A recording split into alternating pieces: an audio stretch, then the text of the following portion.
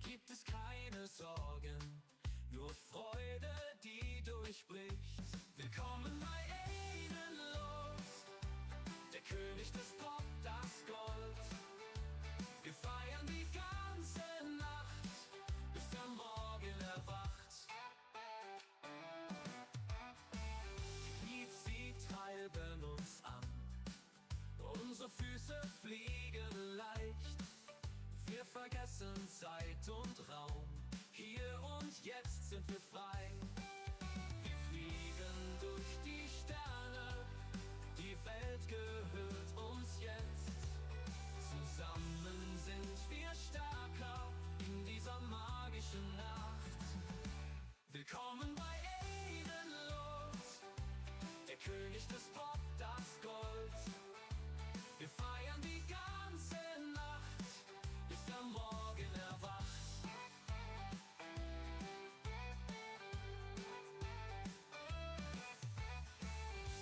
Die Beats, sie treiben uns an, unsere Füße fliegen leicht. Wir vergessen Zeit und Raum, hier und jetzt sind wir frei. Wir fliegen durch die Sterne, die Welt gehört uns jetzt. Zusammen sind wir stärker in dieser magischen Nacht.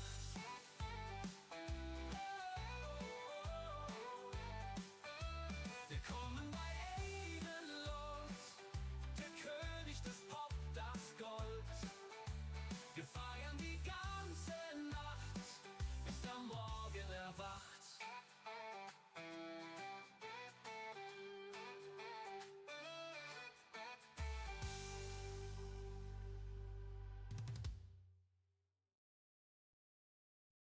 Der Himmel wechselt von dunkel zu hell. Die Sterne verschwinden, es leuchtet grell. Drum gehen wir schnell zum Aiden-Lord hin, tauchen ein in seinen Stream. Wir lassen den Alltag hinter uns, mit jedem Klick wird's bunter und bunt. Versinken in Farben, vergessen die Zeit, der Aiden-Lord, er führt uns weit, er führt uns weit. Willkommen bei Aiden-Lord, der König des Pop, das Gold. Wir feiern die ganze Nacht, bis der Morgen erwacht. Wir fliegen weiter mit Ziel, ohne Plan. Der Bildschirm wird zum Ozean bunt. Versinken weit sind wir nie allein. Die Welt wird klein in seinem Screen. Spiel mit uns in den Morgen hinein. Lass alles los, fühl dich frei und rein. Gemeinsam lachen, gemeinsam sein. Der Aiden-Lord zeigt uns das neue Sein. Wir tanzen durch Pixel und Bits, vergessen die Schatten und Hits, erschaffen uns Welten im Takt. Alles ist neu, alles ist Takt.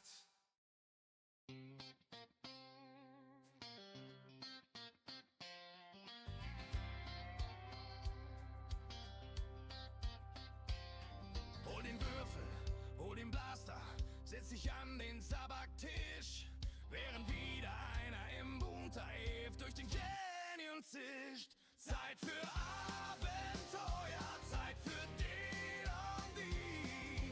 So viel Spaß hatten wir noch nie. Es klirrt das Glas, es piepst der Dreit, alle stimmen ein in das Badenlied. 20 hier, dort eine 1, Langeweile gibt es keins. Vom Choruskant bis Alarm, die Stories hier sind abgefahren. Check die Luke, schleich dich vorbei, Zeit für ein wenig Hehlerei. Ist das gestohlen? Ne, ganz legal, obwohl es vorher von wem anders war.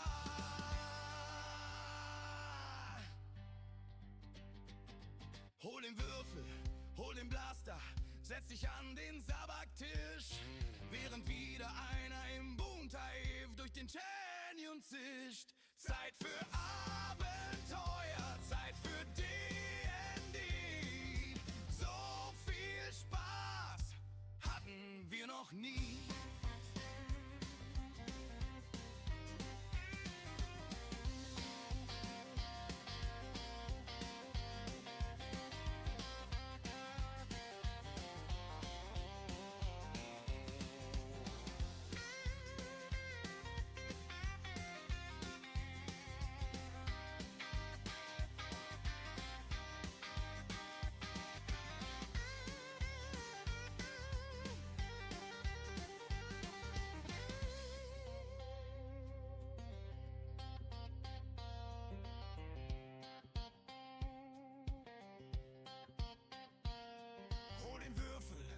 den Blaster, setz dich an den Tabaktisch, während wieder einer im Bunter Eve durch den Genium zischt. Zeit für Abenteuer, Zeit für DnD. So viel Spaß hatten wir noch nie.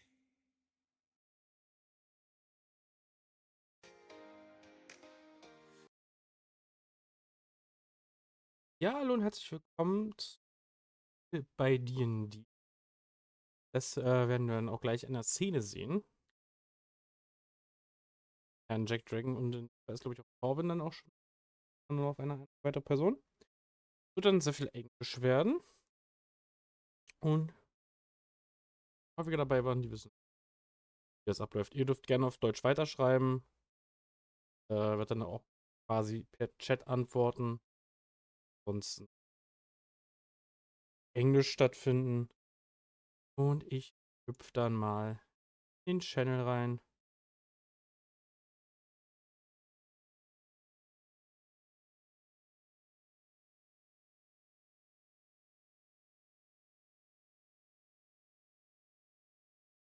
All you're trying to Hello. do is explain the backgrounds and So, skill proficiency.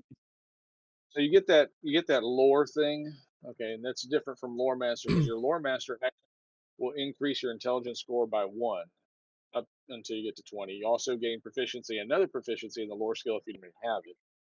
If you're already proficient in it, you add expertise in it rather than just proficiency, and then so lore and lore master kind of stack on top of each other. They're not exactly the same. So Okay. um, So you get to pick 2 skill proficiencies and 1 background feat, right? It says you can choose from the following feats. It doesn't say you can choose 2 or you can choose 3. So what I should be doing is I should be looking at the list of skill proficiencies and picking 2 of them, or is it just lore, medicine, nature, technology? Is that all of them? And then you once pick I two, pick 2 of those, sorry? right? Yeah, you pick 2 of those, and then you'll go Okay. down to field research. Yeah, and you'll pick your field of research, and then yeah, your background feat. Yeah, you'll get.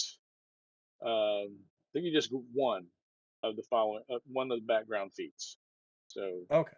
you won't be lore master and naturalist. You'll be lore master or medic or naturalist or techie or yeah. So you get one of the feats, but you get 2 of the proficiencies.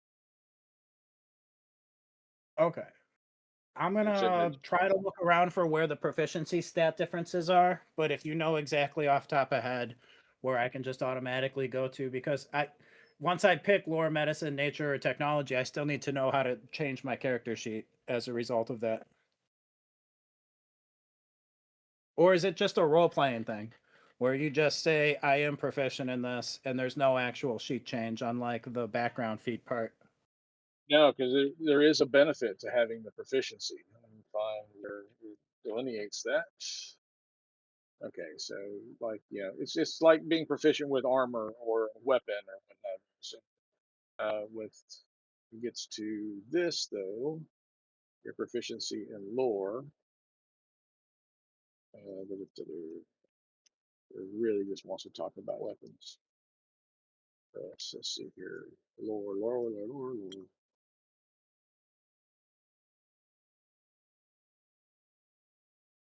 Sorry, it's taking long. Lore. No, that's not what we're looking at. I have Yes, a there is wrist a pad and a lore master, but not lore. So I think lore is well, okay. I'll just find it. You have a lore skill.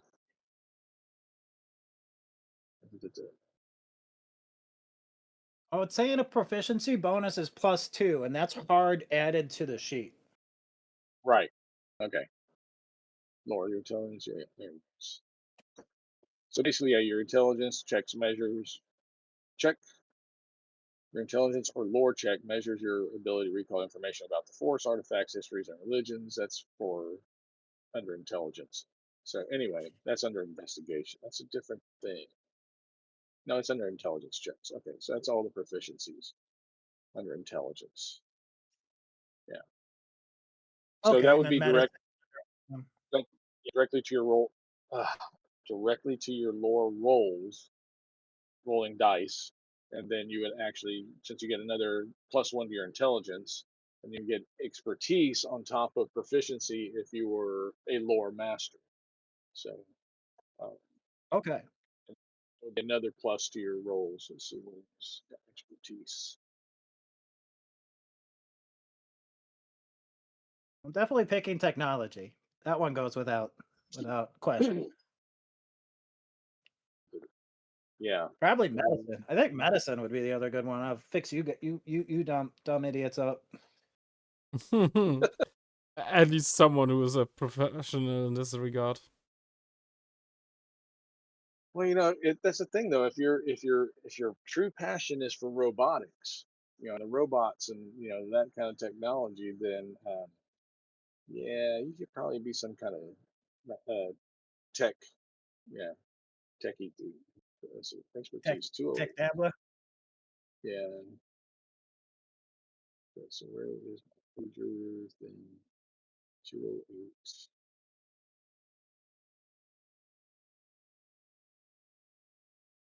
Oh my goodness. I do not like this new version of Adobe.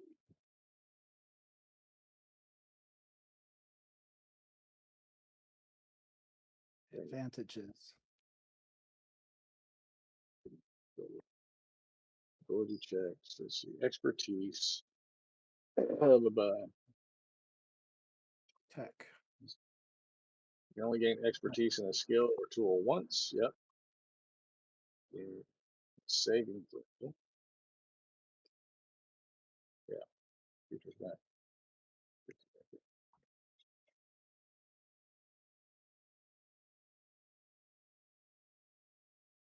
I know 2 at will tech powers. I gotta go look at the tech powers now.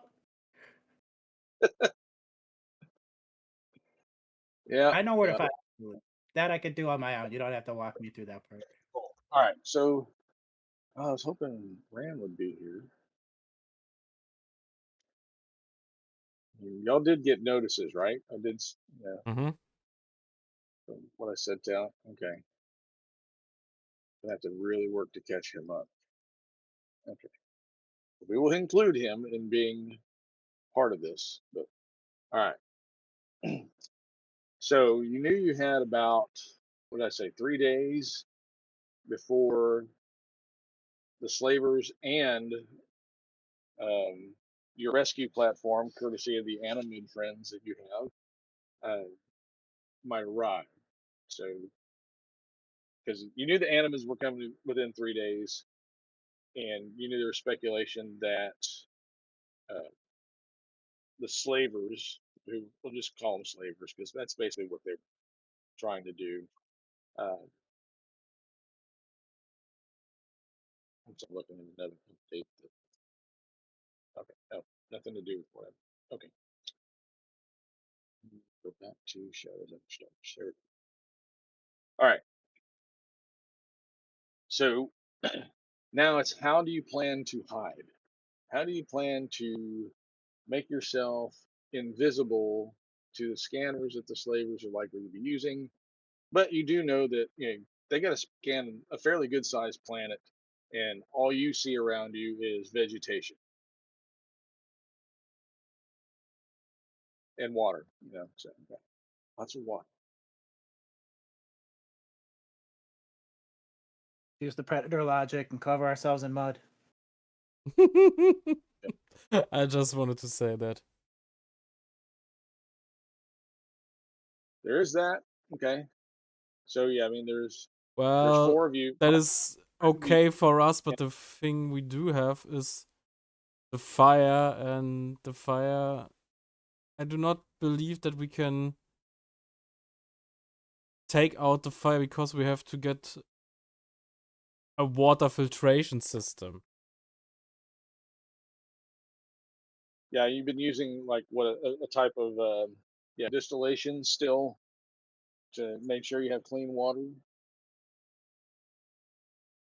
Yeah, the bacteria are kind of, now. I mean, how much water can you store is the question. Looking at your gear. Yeah, also, how cold is the night on this Oh planet? no, you can probably make it through the night without any risk of. I mean, it's not cold. It's not particularly warm though, so you don't have. I don't think you're gonna have a problem with any kind of like hypothermia at night. There's not gonna be. I don't think any of that. Let's see. Because I guess that is one of the biggest problems is the fire because of the smoke and the heat. Right. You will definitely have a visible heat signature with a fire. It's going to stand out from everything else around. Uh, what you have. Some of it will be masked by canopy, like direct light. But yeah, let's face it. There's nothing that you know of that's generating any kind of heat signature akin to what your bodies are, other than other potential survivors. Mm. Now, I could be making a wrong assumption here, but I would assume that there's at least some larger creatures. Maybe there aren't. Maybe it's just only a water planet. But I would think that there's like still some like fish and stuff swimming around somewhere. It's entirely, yeah. I mean, this you kind of get the feeling that this planet is in a stage of evolution that's you know there just hasn't been anything that's made it land wise. Let's put it that way. Because you don't see, like I said, you haven't heard any birds. You haven't heard, seen any tracks um, other than your own. Uh, you know, from all evidence that you've witnessed in the last, several days, or many days. It's been a few days now, hasn't it? Guess Or one or close to a two. week. Yeah. Um, you see nothing above ground. Now, as far as All right. underwater, yeah, you've seen what you've been able to catch, and maybe some bigger fish than the tiny ones that made you ill. But you know, you haven't seen everything. You know, you haven't been everywhere to see everything. And yeah, there are probably some very deep places water wise. Is You haven't there you haven't any place that isn't so swampy that we could like dig into dry land? Or is it just swampiness everywhere? in your relative location, you haven't noticed anything that as soon as you start digging, you get below 6 inches of digging, water's going to start seeping into the hole, like digging on the beach. So Okay.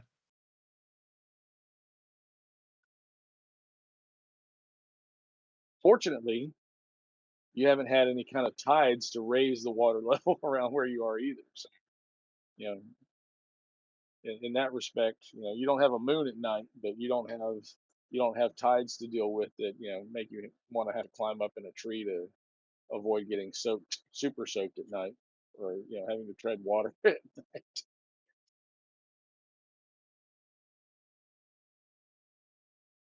Um, Mm. are we still using Google to do our dice roll? Yeah, yeah, that's fine. Okay, that's fine. Can I just do a nature roll to see if there's anything else that I might know from my intelligence that isn't just readily Absolutely. apparent? Sorry? Yeah, absolutely. Roll. Okay. Slash R 1d20. I don't know, is it like the other stuff? Nope, that's not it. Um slash R d20. Nope, that's not it.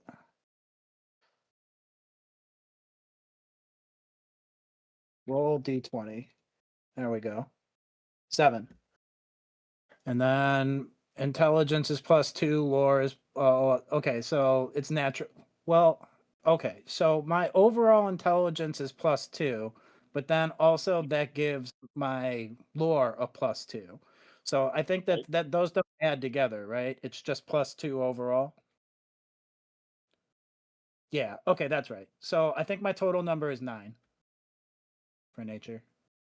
Yeah, generally, like I said, you don't know much more than what you've seen. You have, you know, because you don't see hills, you don't see any type of terrain changes other than trees growing, and you don't really notice any major height differences, like uh, one stand of trees in the distance seems much taller than the trees around you. You don't get the feeling that there's any type of elevation, severe elevation changes that could get you higher up. At the risk of wasting everybody's time, can I use my jump jet ability to get above the tree level and then do a perception to see if Sure. there's any around us? Do I need to roll for the jump jetting part, or is that pretty elementary? Where if you look at the skill, you basically float back to the ground and you can automatically do a certain amount of jumping up into the air. I can Yeah, find it for you quick if you want. that's fine. That's fine. Just do your perception, and we'll. Okay.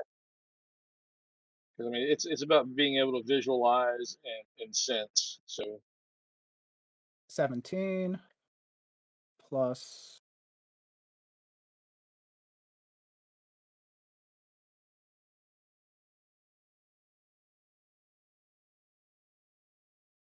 okay, that's good enough, because you do notice to the what you would call the north, since the light to the sun for this planet, if you will, um, does the typical east-west rotation. I think we settled on that.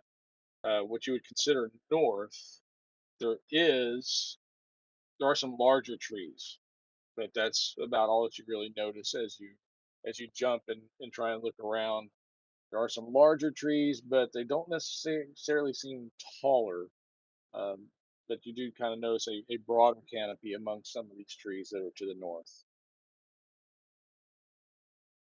Hmm. All right. I mean, I might as well say to the group, the trees seem to be thicker further that direction, which means there might be more land, and land means something easier for us, perhaps for us to hide under. I don't know if Considering that No, go ahead. like like Earth's typical to the horizon visibility is what, 7 miles? You figure it's probably a 7 mile. How many what's kilometers? A mile is I guess it what's my is close conversion? to 15 to 18.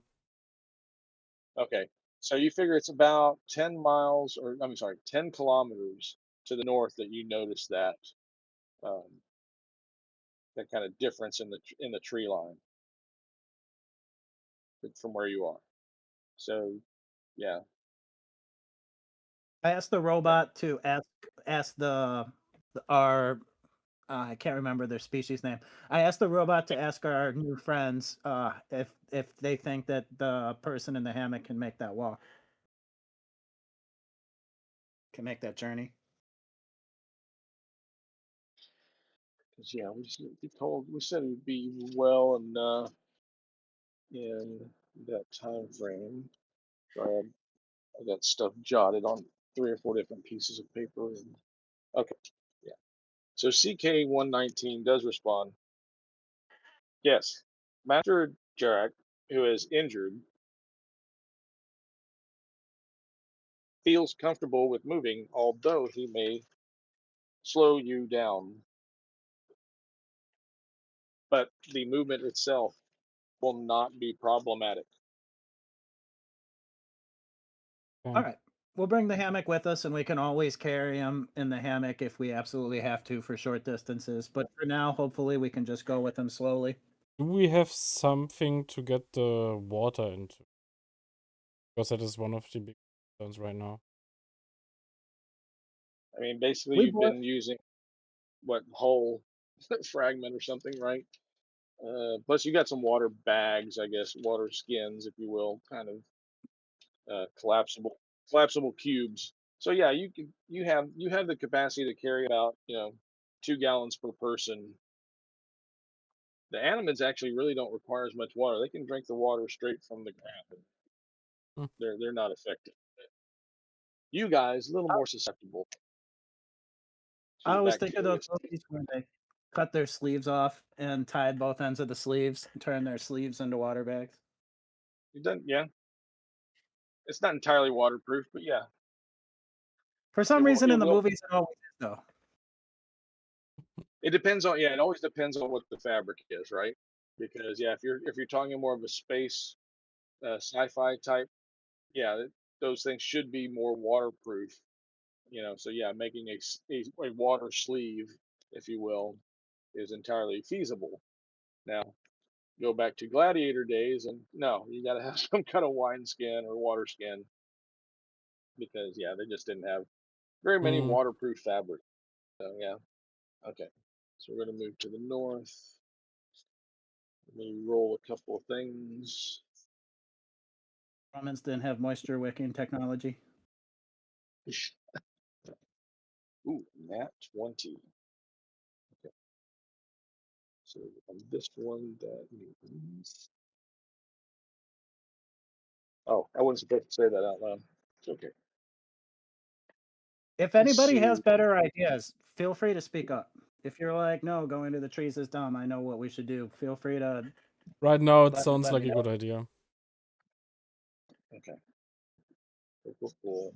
Because I also think it is more dense. Because I don't know if our location is 3 meters, 3 meter nothing tree, 3 meter nothing tree. I guess with the other thing, it's more like 1 meter nothing tree. Okay, so I need I a hope, at perception least. check. Perception check. From everybody? Yep, from both of you. Yep. Okay. 19. Oh, nice. 17 again. Awesome. Okay. So it doesn't surprise you at all, because as you're moving through basically this swamp, as I said, you haven't noticed anything with tracks except for you see before you basically what looks like a solid track through mud that's probably about as wide as your hand. If you were to do your hand like that, and it makes a kind of motion like this across a patch of the mud, and you kind of see the tail end of the creature that made this path just jutting out from a small upgrowth of grass about 3 meters in front of you.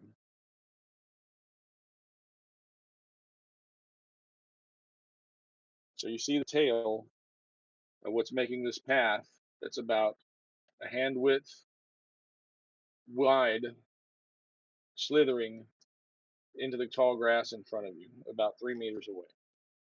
What would you like to do? Get behind Corvin.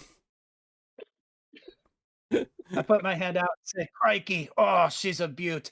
Look at her in her natural habitat. I step away from you. I'm keeping my safe distance. That would be the first thing. My character would shiver a little bit and be like, "You go, you." The animates freeze. They just like, they're kind of standing there wide-eyed, looking to see what y'all are going to do. And I mean, they're making no sounds whatsoever. Let's see, what would Rand do?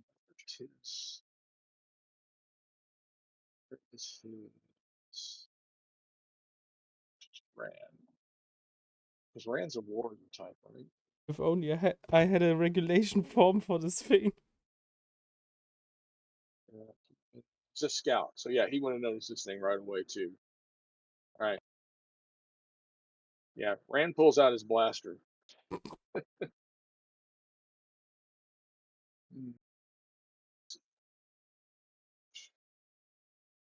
I don't know. I'm torn. On one hand, I don't think we need to fight this. We could just hide. But on the other hand, I'm hungry.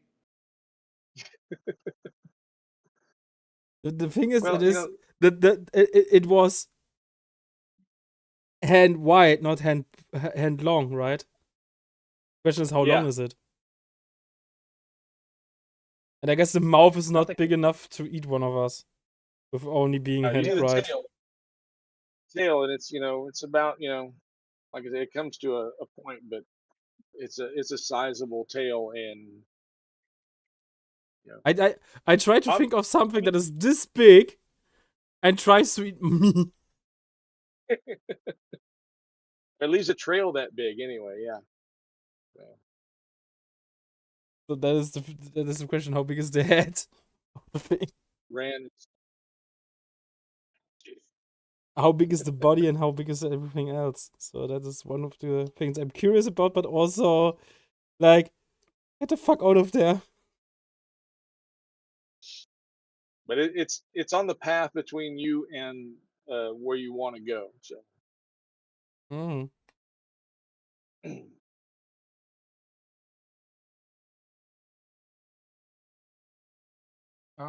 Can I don't know if I want to just stop for nature rolls every time we encounter something, but at least for this first time, can I roll for nature to see if it gives me any additional information? Or I guess I've never been to this planet, so how much could nature even help me? well, you can infer from other experiences. All right, we'll give it a shot. I'm gonna roll for nature.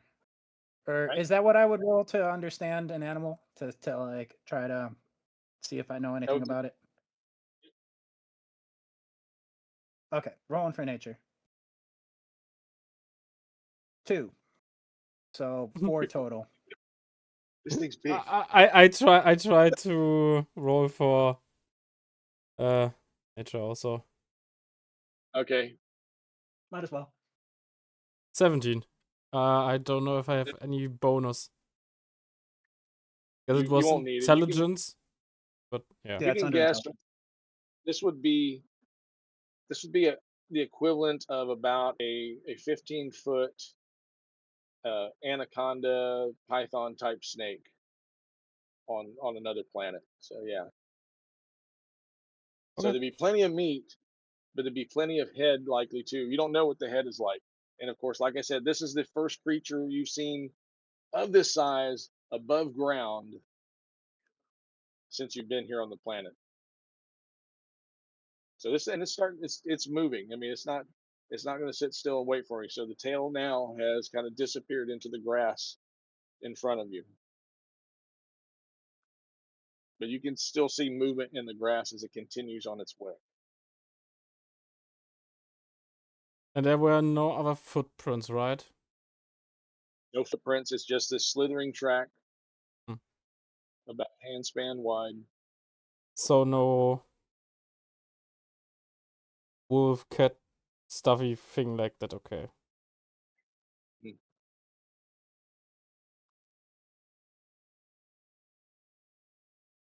I whisper, what do you think we should do? Asking who? I'm on just because right now only Aiden Lord's character is here. I'm just whispering to him. Gotcha.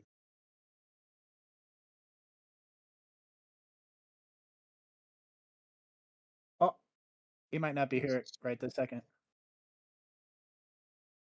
I Ah. propose I propose we stealth and proceed forward slowly with caution away from where the track is. That might be a Okay. missed meal, but at the same time, better for safety at this point. Somebody getting poisoned would be All right. bad. So man being a scout, he can let's see. Yeah, okay. I guess it makes sense, but I stay behind you all. I'm Okay. doing the rear Rand guard. Rand he's holding up his hand and he's moving forward slowly. You can tell he kind of has a grasp on what's going on with this serpent, whatever you want to call it, and watching it moving ahead slowly. This kind of slows you down about, I guess, a quarter speed, and all of a sudden you hear kind of a splashing sound, and Rand's looking about. It's in the water. Down. He swam away. So you want to proceed? And said he thinks it's safe to proceed forward now, but yeah, uh, So, yeah, that'd have been a lot. That'd have been a lot of meat, I think. But so you're ready to proceed again, and then I try to avoid the water as much as I can right now. yeah. So it's kind of hard to on a swamp planet, but yeah, you can tell from where as you pass through the grassy area, you can see the track of this creature, and it's like it comes out of the water for a while and then kind of slides around and then goes back into the water.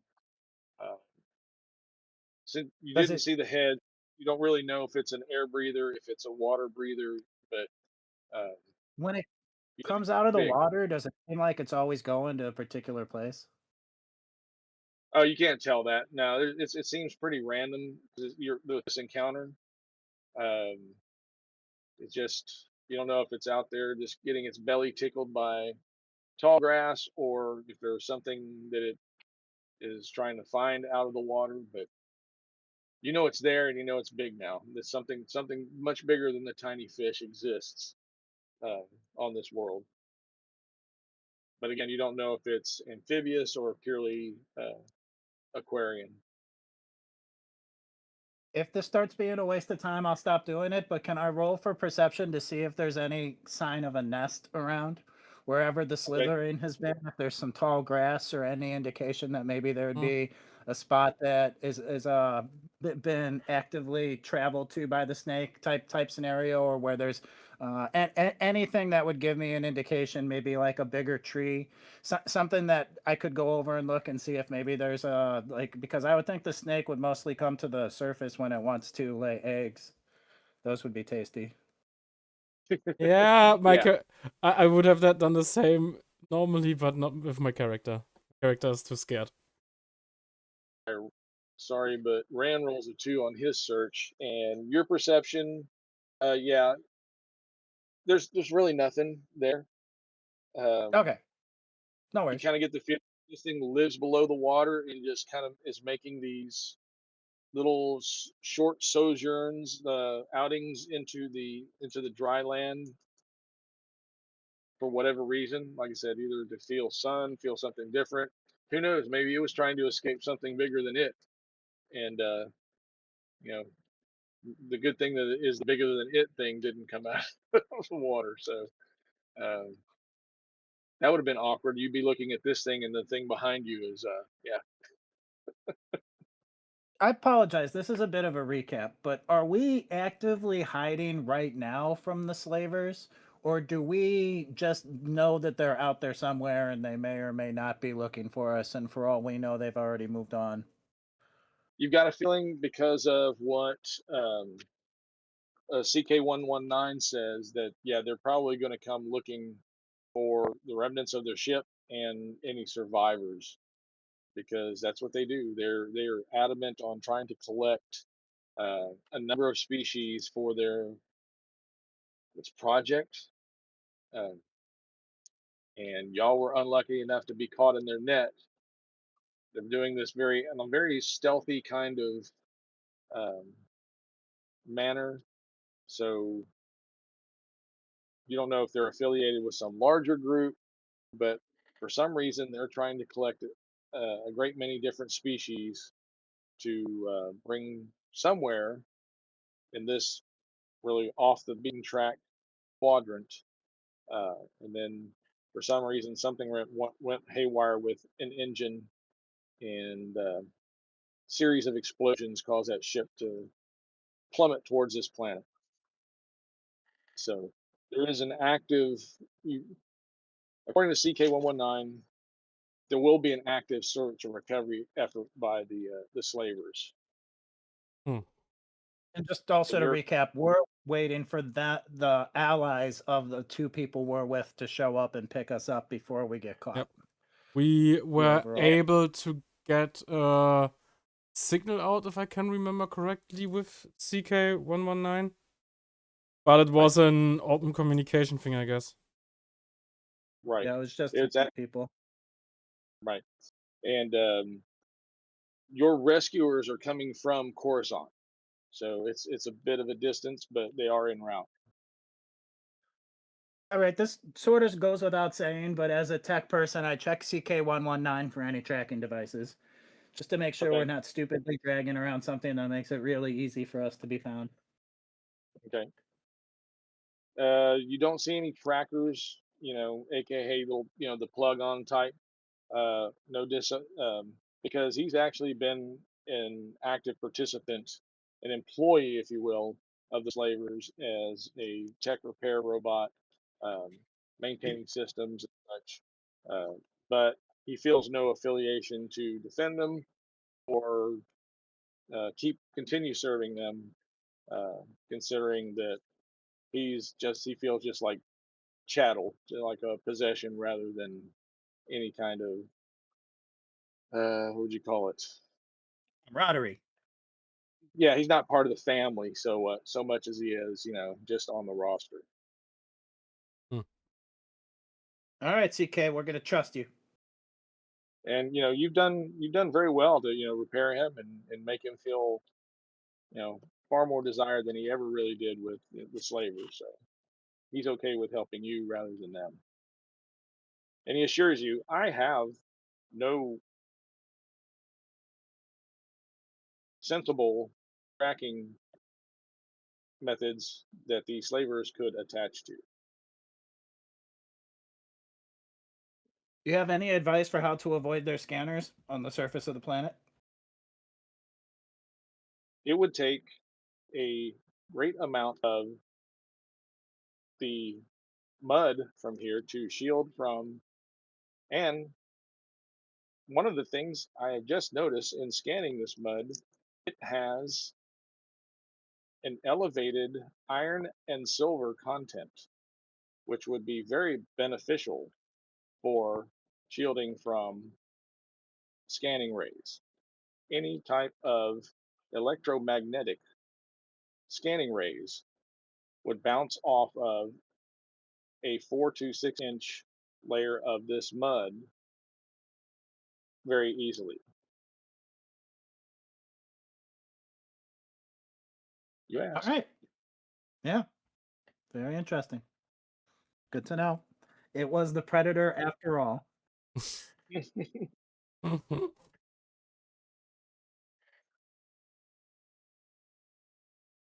I'm ready to continue our journey, All right. Yep. unless you have other feelings. Mm-mm. Also, I'm ready to continue. Okay. Find a place. Okay. So all in Ran. Ran's kind of leading you towards what you saw. Um, so that happened within about the first 2 kilometers. Yeah, first kilometer, you came across the slithering thing. It sank back into the water. Um, you make it, yeah, you make it about another 5 kilometers, and what's his name? Jarek signals that he needs to rest for a moment. He's the wounded one of the Animids. So I did put that. Put his name in chat, didn't I? We have a chat, right? Hmm. The wounded alien is named. Jarrak. One was Jarrak, the other one I did not. Yeah, But Jack, Jarrakk, and then Therain, Therraine.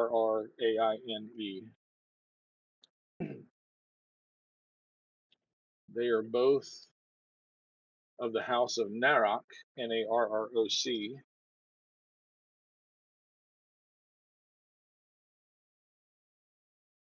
And it doesn't really mean anything to you now, but the fact that they have a house name uh,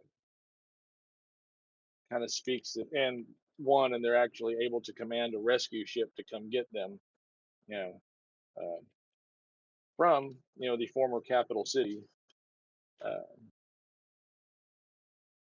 Kind of speaks that there might be more to these guys than you know, even the slavers knew about. But the Animids have been collected for, I mean, a long time. People have been fascinated with the non-verbal aspects of Animids with their sign language. Um, you know, They've got this kind of purplish blue skin that's almost translucent. Um, while they don't seem like fish people or squid people, it's like, how do you get to be like this? We remember Akbar. What was Akbar? I can't remember what his race was. Mon Calamari. Yeah. So he's not calamari. Calamari like he's. I mean, the Animids are somewhat. They seem like they could be related, but it can seem very different as well. Because yeah, they come from Yablari is their home, but so not calamari. But anyway, Work. and they're very good with technical stuff. So yeah, these two not so much for some reason, but yeah, as a race they're renowned for their technical innovation and also being pacifists. So yeah. Okay. That's funny. So you're making your way. You get about another, like I said, y'all traverse about 5 of the 12 to 12 to 15. You're not sure exactly how far that you're going. So you find a nice little paddock under some trees. Um, looking ahead, though, it seems like there's a big gap in the tree line between. Let me turn that off. I'll be happy. Let's stop streaming. Okay, there we go. No, that's not what I want. Okay, there we go. We're back, right? Okay. I thought I lost y'all. Okay. All right. So there's a big gap. Looks like there's a lot of water between you and the next. I guess maybe about 20 meters away. You see this gap where the trees stop. It's just water, and then it's quite a ways, probably almost almost a quarter kilometer before you see trees and again. And so is it all water or is it like swampy land? Looks like water. I mean, you can't as you approach it. I mean, you guys probably go and look at it, and Rand goes ahead as well. And yeah, you're looking down. You can't see bottom. It's kind of murky. It's not like I mean, it's fairly clear for about 6 feet, but then you don't see anything below that. So and it's kind of a drop off. So and it goes pretty much as far as you can see to the right and as far as you can see to the left. So there's a river style gap between you and the next uh, land mass, if you will, swamp mass ahead. And it's like I said, a quarter of a kilometer is what 250 kilometers, so 250 meters. So about size of 2 soccer fields, right? Mhm. Two and Below a it. half. Yeah. How's your swim, guys? On I don't want to. a planet that is a whole fucking city, I guess my swimming is not that good.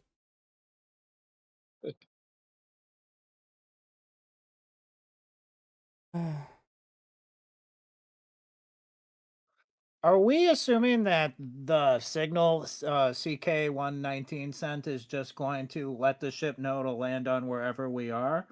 Or are they specifically going to the coordinates that we sent the signal from? I would say they are trying to get to the signal where it was sent from, and that we have to do something to communicate. So ironically, we need a fire for maybe smoke signals, but then again also have to hide the fire because of smoke signals. Are y'all I'd having this say. conversation out? Yeah. Well, I Okay. would assume that we as Star Wars people and me as a tech person would actually know how signals work. So I'm asking out of character as a matter of No. practicality. I'm just wondering if is this a conversation just directed to me, or is it or between y'all, or is this actually a conversation between characters? Because I It guess was character originally was. direct. okay, y'all gonna have this conversation between characters? Yeah. Yeah. Okay. I mean, swimming is not my fortitude. I'm coming from a planet with no water at all, but being a big city. At least I have not seen water, except in my drink. Well, I mean, it's funny because Rand says in his bio he's from the general civilization, but ranks of the common folk. You fit well, but find a place. But yeah, I mean, he does seem to be pretty well a scout, but I don't see his uh, s- his skills on swim. So I don't know what to do about that if that's going to be an approach. Hmm. But CK119 does clarify, since you brought it up, that he can emit a homing signal that will be scrambled to anybody but um, the House Narok uh, ship that is coming for you. All right. But I mean, somebody else will know there's a signal. They would have to work to actually decode it, but they could probably, somebody with a high enough level of technical innovation could sense, triangulate, especially if there's enough of them, where the signal is originating. They wouldn't be able to understand what it is, but they could find its origination if he broadcasts for too long. So he has What been kind of cautioned by Jarek and Thorane that he should refrain from broadcasting in the open until such time as he receives a hail from the House Narok ship. droid is CK119? He is a class 5. What do we type of droid did we call him? Did, S5 rings a bell. find it. Yeah, I think I need to make more pictures. Let's Yes. see here. Yeah, I can just Google class 5 if you want me to. that's fine. It should be in the player's handbook as well, but droid, okay, droid. There you go. Come on. I don't know why this thing gets hung up. It's checked. Okay. Yeah, there is droid. You know it. Okay. Not that. Because there we go. Nope, that's force powers. We don't need that.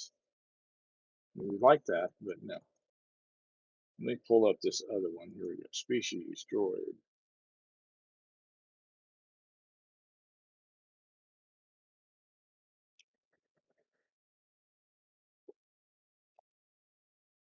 Oh my gosh. I don't like these things some days. Assets. Here's species.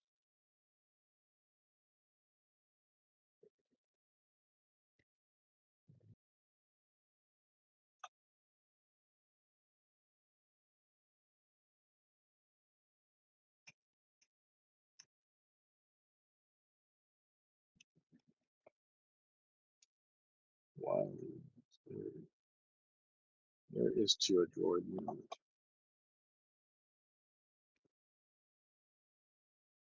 Hmm. Okay. It's not working out well.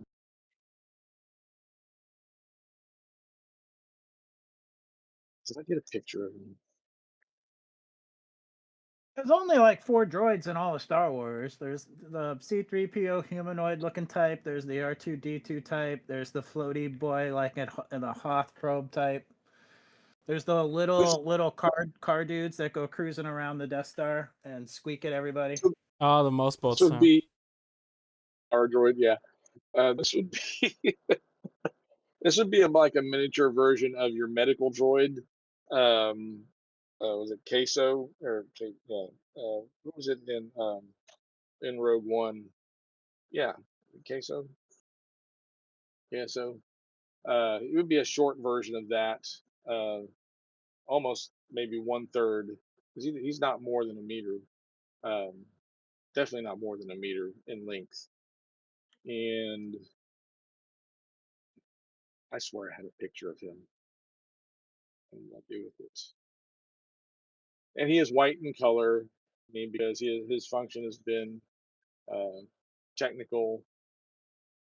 He's wiry, like wires, basically frame and wires. So not like 3PO. He's not fleshed out bodily like that. Uh, but like I said, kind of like the medical droid. Um, Humanoid in shape. but yeah, generally, yeah, he has 2 arms, he has legs, and But would not be able to handle the water even if we put him on our back, or would he be able to be waterproof? I guess as I found him in water, he is kind of waterproof. Yeah, yeah, would be, bro. he's generally space proof. So yeah, he would be waterproof as well. Where did it sound come I mean, I had to dig him out from Right, from the the mud. muddy Yeah, water. he had a broken arm, or he broken construct and cable on his arm. So all right, but yeah, I'm sorry I don't have a picture of. I will fix that. But No worries. yeah, he as a class 5 droid. I mean, he has some aspects of a personality, but he's not. He is a subservient type of droid, not. Uh, he wouldn't survive totally independent for very very long. Let's put it that way.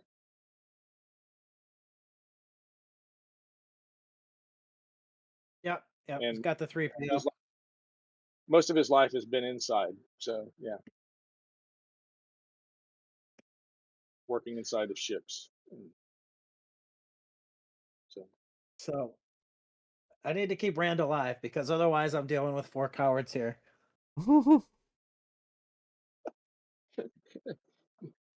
okay, I like that.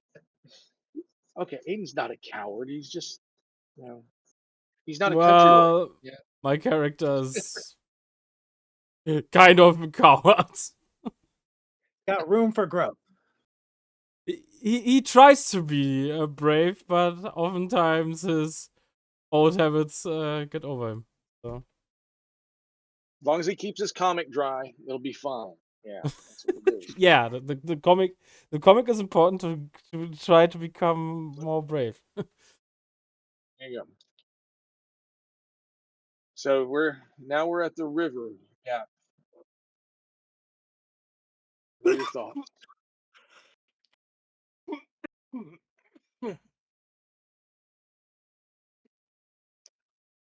I'm open to suggestions. Uh, CK to yeah. ask the two companions if they have any thoughts. As CK's conversing with them, um, it's funny because you can hear the click noises he makes for them, or the vocal noises that he makes for them, and then they respond in sign language, which he understands. I mean, the question is, do we have to get to the other side? I do not think so. No. Yeah, that's where I'd say I'm leaning towards not trying to go across. Yeah. But I just want to ask everybody their thoughts and opinions first before being like, okay, I'm deciding for everybody. Yeah, Well, I mean, it does not make sense to try anything too elaborate, try to get over. And let's say swimming as an ability for me, not a good idea. I guess I would not have the stamina to get through to it. so the suggestion from CK119 is you could fashion small floats out of significant portions of local trees to cross this barrier. Jirac and Thorane are very comfortable in swimming the distance, and lead whatever floating construction you make across as well. They feel very safe in their capability of doing that, if that is your choice. Also, So yeah, there's enough trees y'all could cut down, I some branches, some trunks, and float across if you wanted. have to say I'm also scared as a character of what is in the water because of that giant thing we found. Oh, did that And spook also you? how deep is the water? Fischer, But you wie can tief be ist one of das Wasser? you can be on the Okay, raft. yeah. CK Uh, 119 speculates that the depth is probably close, could be anywhere from 10 to 100 meters in this gap. It's almost what he feels would be considered a continental plate, a tectonic plate uh, juncture between two mm, mm. quote unquote land masses, and that's why there's this water gap here that doesn't seem to exist in any previously experienced area.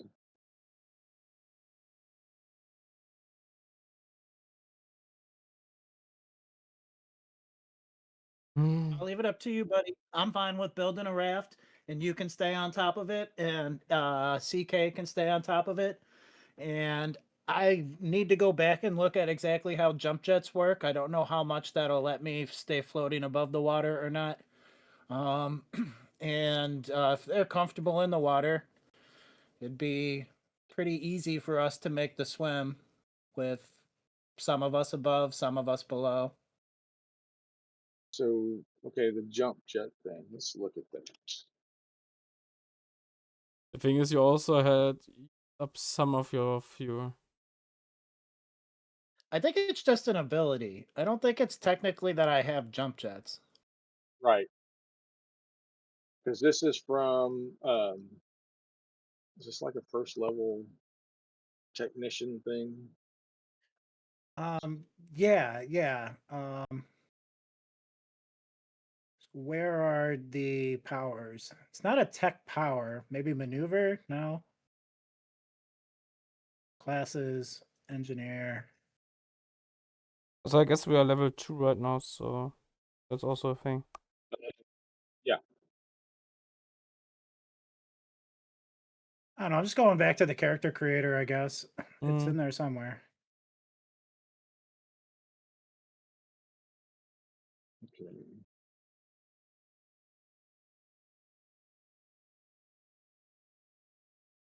Yeah, okay, I'm gonna do it on these books. Let's see here.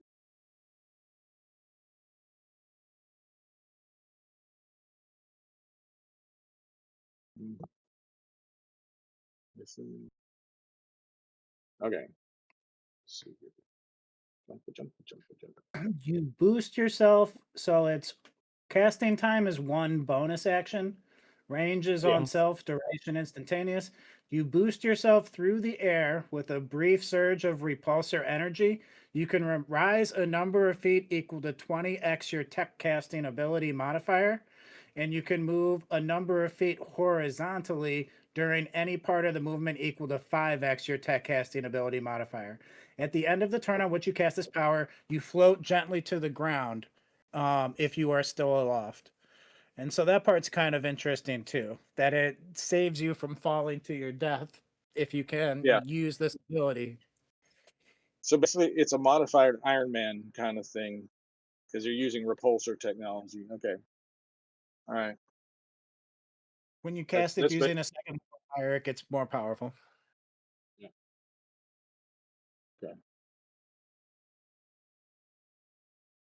All So right. how do I determine Yeah. my tech cast ability?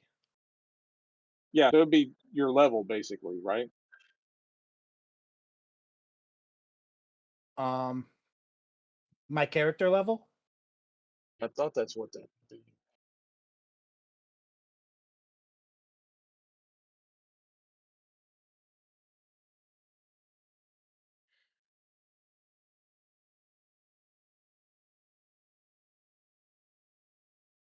Your tech casting ability is intelligence. Is what it says under tech dabbler.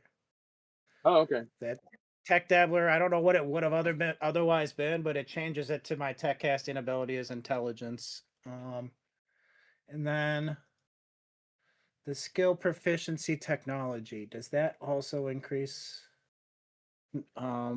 tech casting? I don't know if it does or not. So it's at least 4 because it's at least my. Wait a minute. No, it's at least 2. Yeah, if my tech casting is my intelligence, I don't know. Do they mean Oh, my base intelligence or do they mean my intelligence modifier? that's what I'm trying to. Where is this? This is under technician. It's not. That's backgrounds. Just gonna Google in Star Wars 5e. How do I find my tech There you go. casting? So, okay, so it's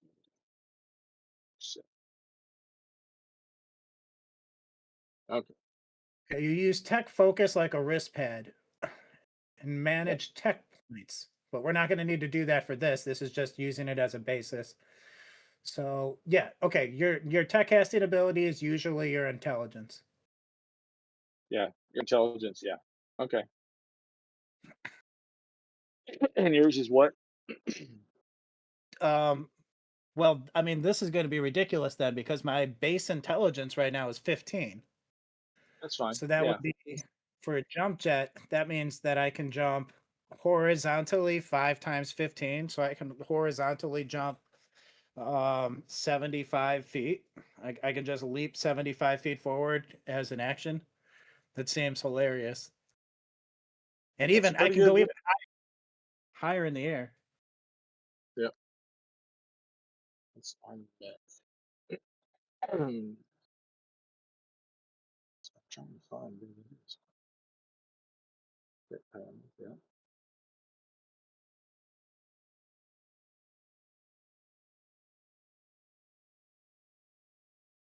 I'm fine with just using, at least for this. If some of the other ones, it seems more obvious that I should be using intelligence.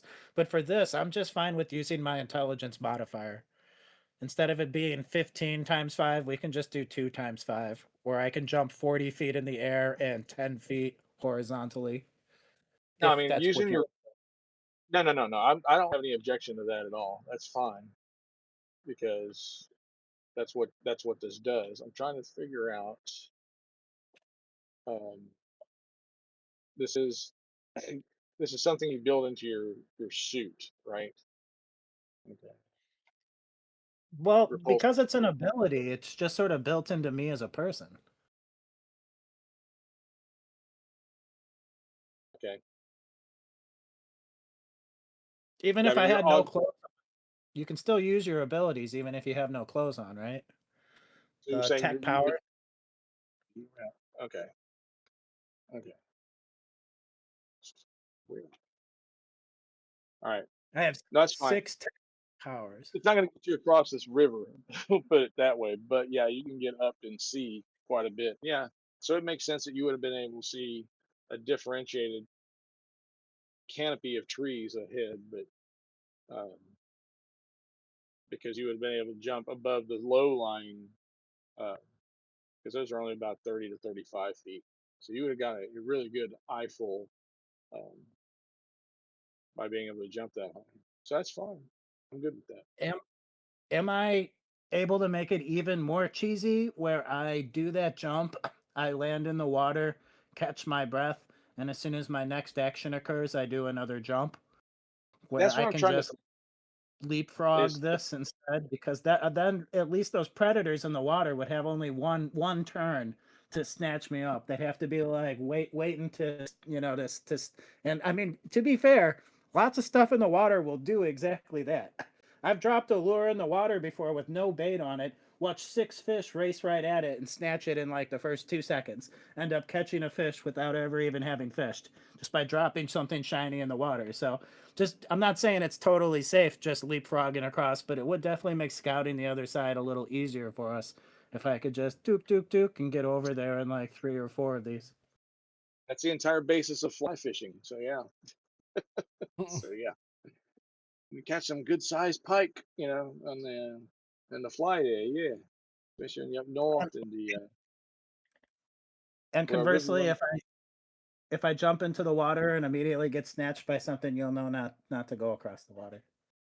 You're kind of hoping it's going to be like the creature in the garbage compactor on the Death Star that doesn't like robots.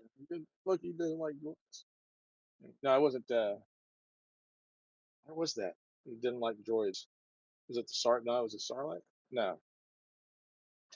Where did R2 get spit out of? I'm trying to remember. Oh, that Uh, was on the Yoda God. planet.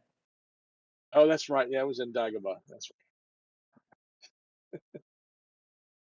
Yeah, and I'm also thinking of the boat chase scene with all of the aquatic sea life right before they got to the Jar Jar Bank City, Yeah. where there One. was at the time what was a very visually impressive, like 5 minutes of the two of them trying to not get eaten by stuff. Yeah. Yeah. You want a faster bongo? That's all I'm saying. Yeah. A bigger bongo. Yeah. Okay. All right. So, all right. What's your plan? Why don't you I'm gonna guys grant you go the ahead? ability to leap out of the water because yeah. How many times are you able to do that per day? I guess is the question with the jump jet. I would assume until I become exhausted. It takes one bonus skill action for me to do that. So, Okay. I don't actually know how the engine for Star Wars 5e works. Can we take multiple actions with like a penalty? Well, see, you have a main action, you have a bonus action, you have a reactive or action, or is it action of opportunity if under certain conditions, and then you have your move action. So this is considered a bonus action, right? So And so that si- since you're not really in combat, you're free to use a bonus action or use it as your move action instead of as your bonus action. So we'll say that the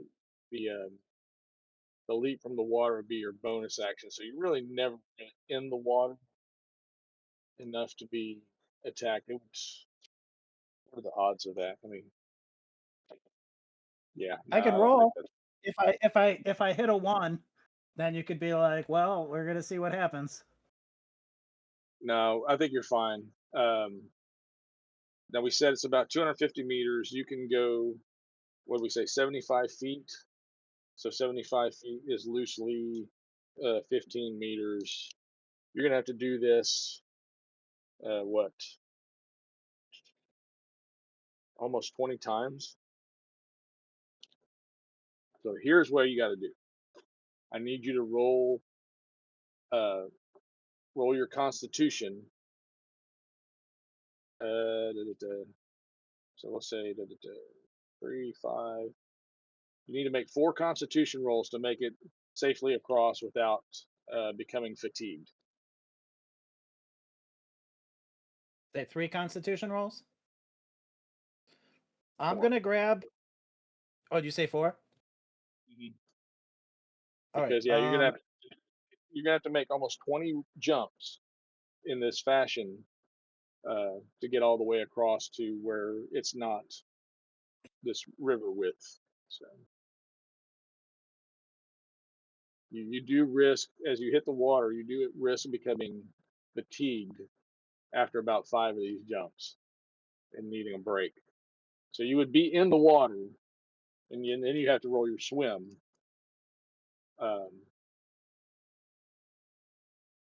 Would while I you're be in the water. able to hold smaller size, not a stick, like a smaller sized piece of tree branch? Would I be able to hold that in both of my arms while I'm doing this and use Sure, it at least as a partial yeah, flotation device while I'm going that, across so that if I do get fatigued somewhere, I have something to hold on to instead of having to tread water? That'll work because most of this Okay. wood should be. I mean, it's all going to be waterlogged wood, so it's it'll keep you from sinking, but it's not like going to keep you on top of the top of the water. It's not going to be an easy. If you have 2 foot long trunks that are probably about 4 inches, 4 to 6 inches in diameter, that should keep you floating, but or keep you from sinking, but not necessarily. It's you wouldn't be skiing across on these things. We'll put it that way. For sure, for sure. I just want one piece that I'm holding in both hands. Like just attach those two pieces together so that I have one big piece that's 6 feet long, 5 feet long, and Yeah, reasonably thick. All right, rolling for first one. yeah. All right. 3. Second one. 3 again. Third one. I'm pretty sure I'm doing this right. 16. Okay, not 3. I'm shortly gone. Okay, so let's see here.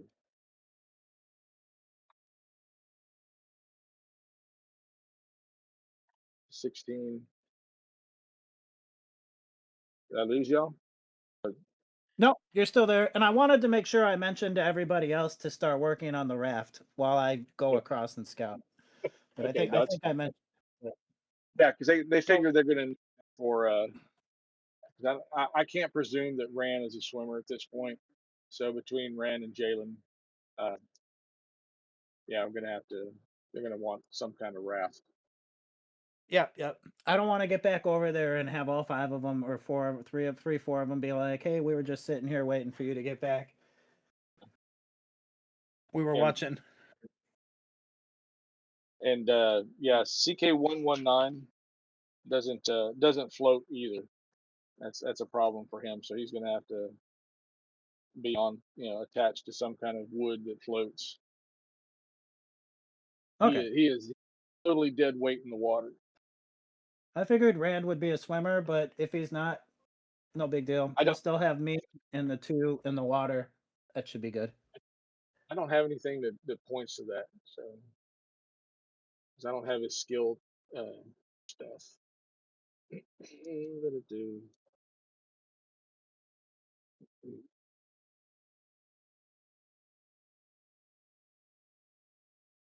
report in.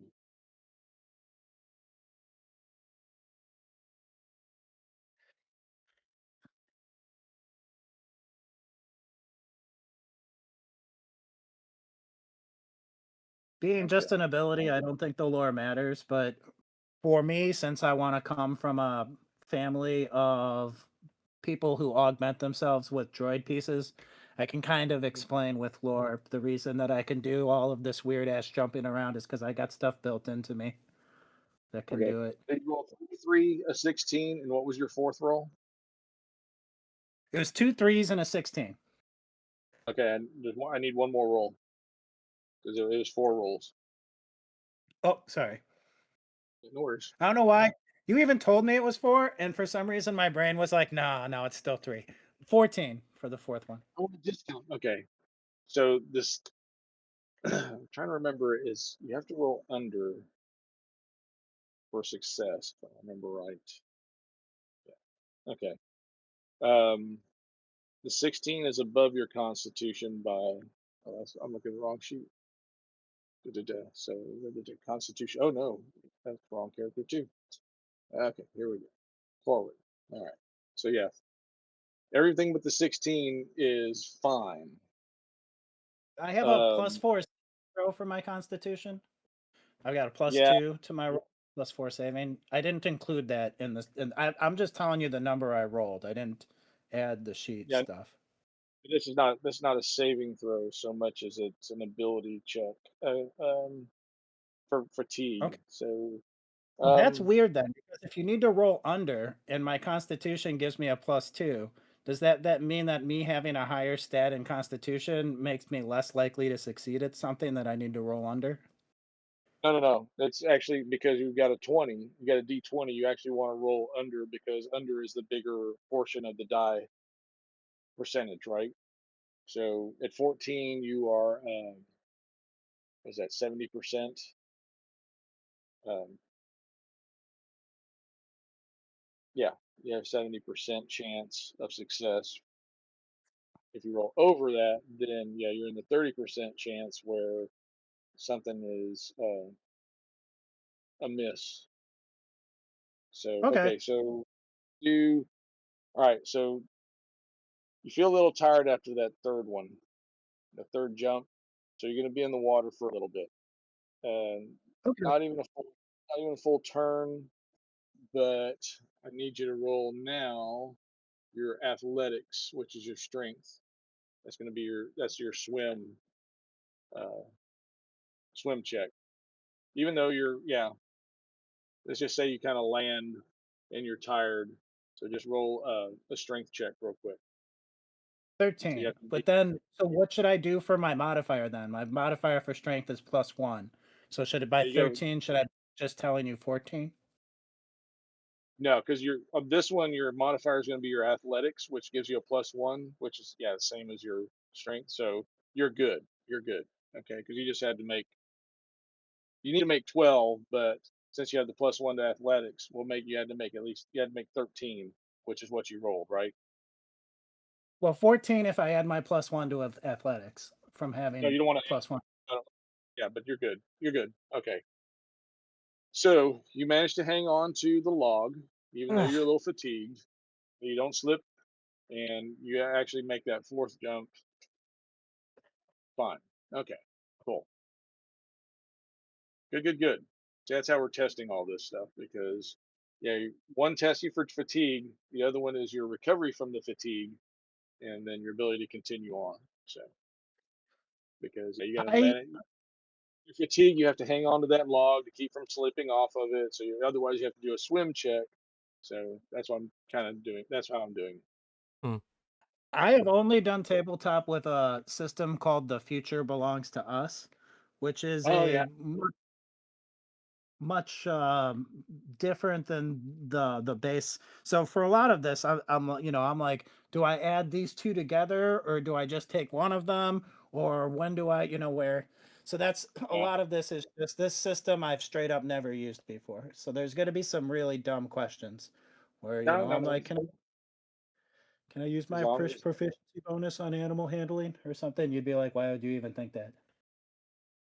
no, because I've got a snake, and yeah. Well, no. Anyway. Okay. No, you're good. You're good. So yeah. No, All right. No problem. So you make the jumps. You get across. You can see it's pretty much like the other side, and you know nothing really differentiated. It's other than there's a big gap of water between you and them. Hmm.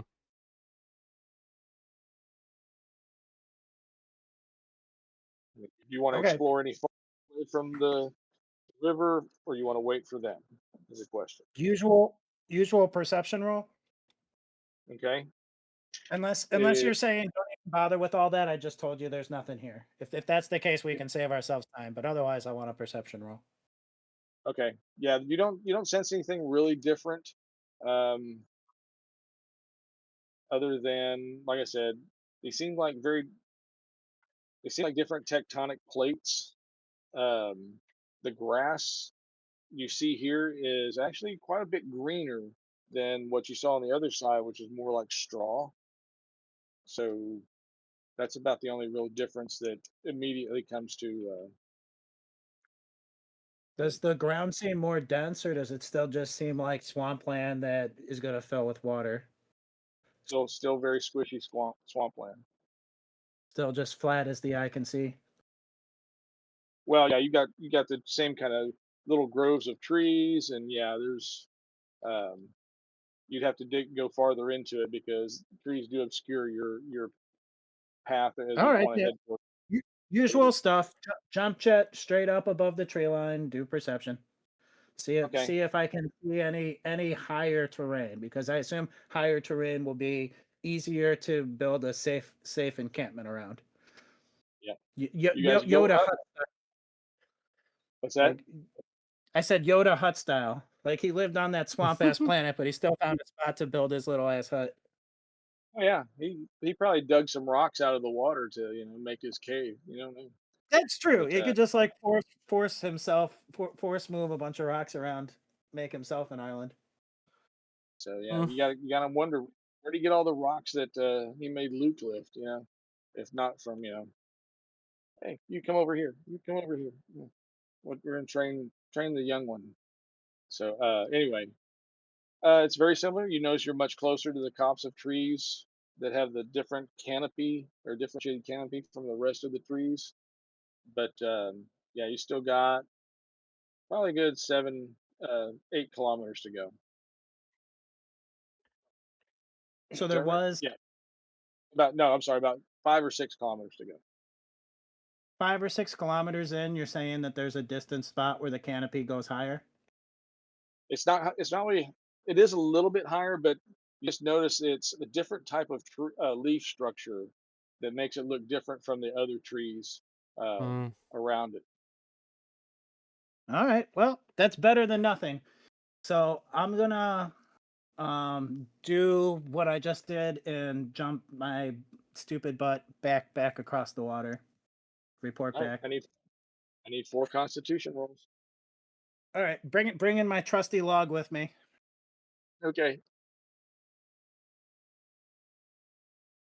We got 7, 3,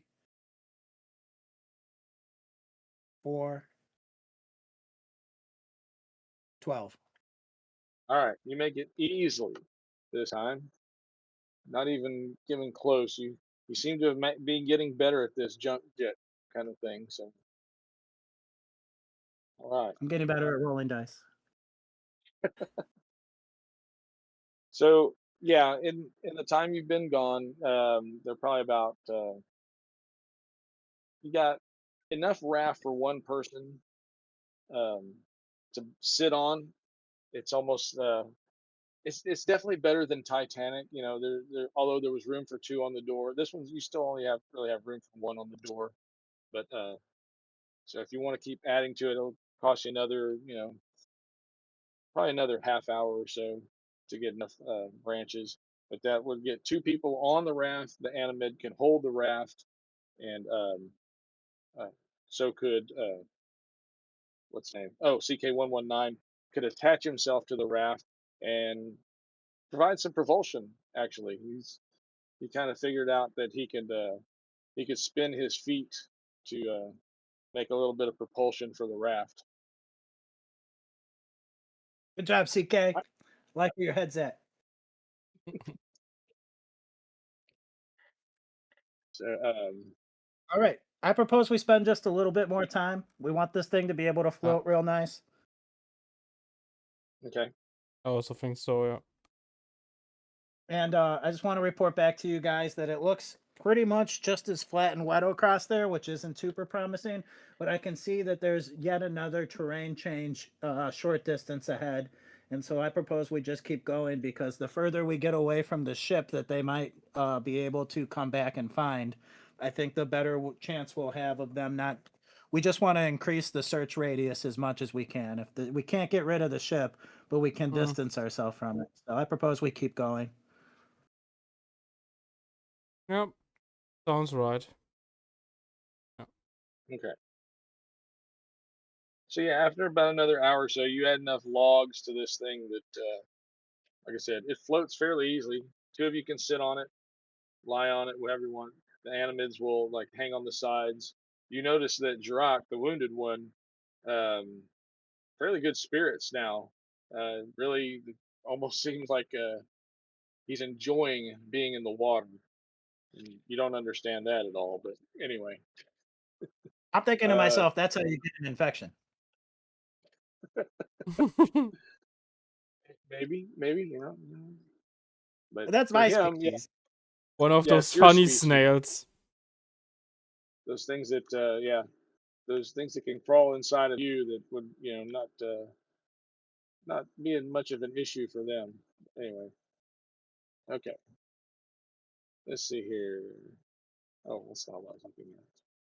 There we go. Okay. I don't think y'all are gonna have any problems getting across. You do notice about halfway across, the water seems to get a little warmer, but that's you stay out of this. Wife just said somebody peed the pool. That's what I was gonna say. Some large creature just relieved itself. My first thought Okay. is lava?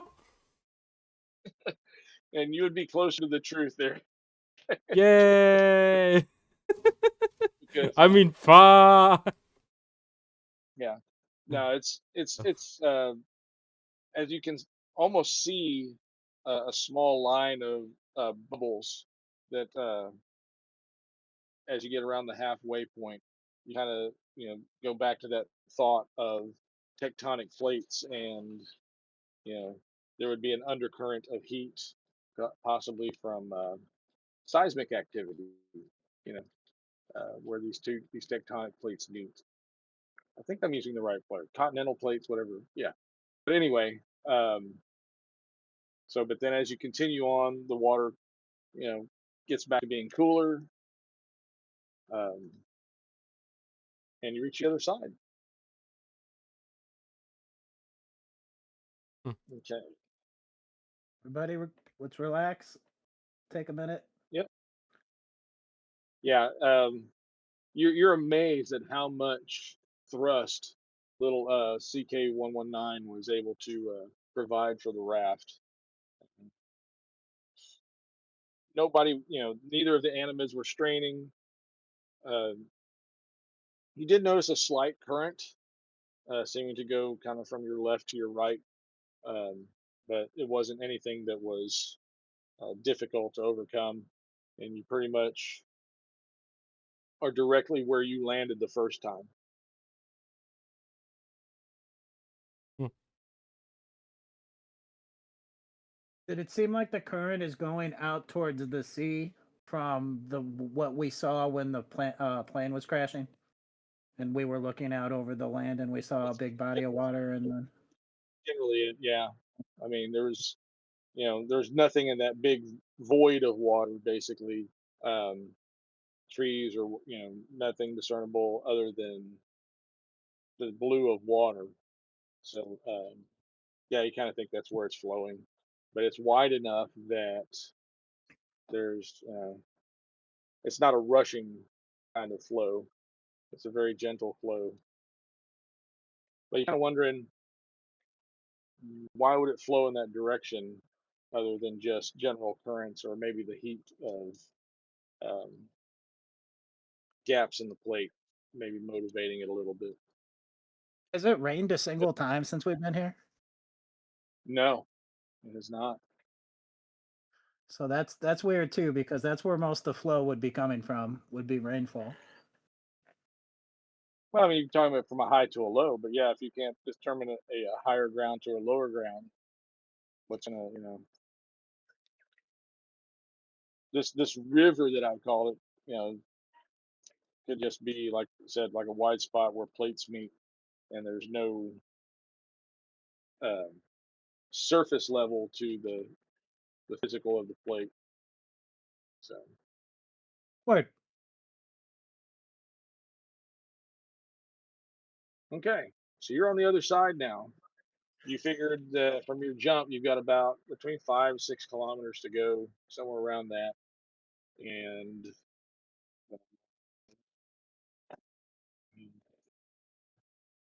okay, Do you think the heat? And now I'm actually asking. I'm not asking you, Jack Dragon. I'm actually asking the group. Do you guys think the heat from that would be enough to mask our presence? That we could use something like naturally occurring warm spot where it wouldn't seem so obvious that we're there also. CK-119 responds affirmative. The heat from the thermal vent would totally obscure your own body heat from most scan signatures. or signature scans. Need signature scans. You're gonna We'd get still all Mm, be pruny. vulnerable. Yeah, we'd still be vulnerable to things in the water and to anything that can see us. Like they could just fly over and they'd see us. Mhm. I don't know. What do you guys think? Do you guys think that it's a good idea to try to explore this water further to take advantage of this? Or since we already know that the mud can be protective, what we should do is just keep heading further inward? I'm thinking that we could even just take one of these thicker trees and start cutting it up in a way that lets us get above ground, and then we can start insulating the inside with mud where we can bring up buckets of the wet mud and put it up on the elevated interior that we've carved out of one of these trees. And it's not going to be comfortable. We're not making a home, but we could just make ourselves something that's slightly off the ground and is still capable of being an interior that we could be masked by and sit where we're not out in the middle of a body of water where an animal could attack us. mm, mm. I guess I would try to get a little bit more into land, but yeah, finding a tree and make it our base sounds okay to me. All right. So thank you for the information, but I think we're just going to move on from the vent.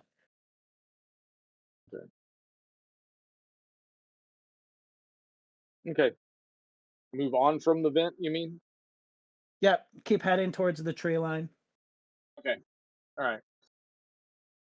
It takes you several. Well, it takes you a better part of another what? Let's see, 5 kilometers through swamp. Jade. I mean, it's funny because Rain doesn't seem impeded by the swamp at all, and seems like he can almost run through it where everybody else kind of trudges. Um, yeah, y'all make it there, and as you're approaching where you think this thing is, you notice it's not really even a tree or a set of trees so much as what appears to be this. I don't know. It's probably um, about 20 meters across, what you think is 20 meters in diameter, and it looks like a huge mushroom, but it's green. It's very different from everything else you've seen. And now that you get up close to it, you see that the top of it. You do one of your jumps.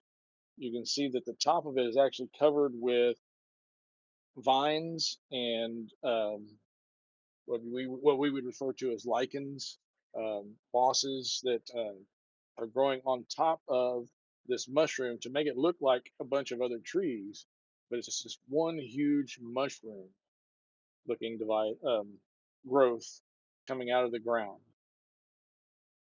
You can see this from probably 30, 40 meters away.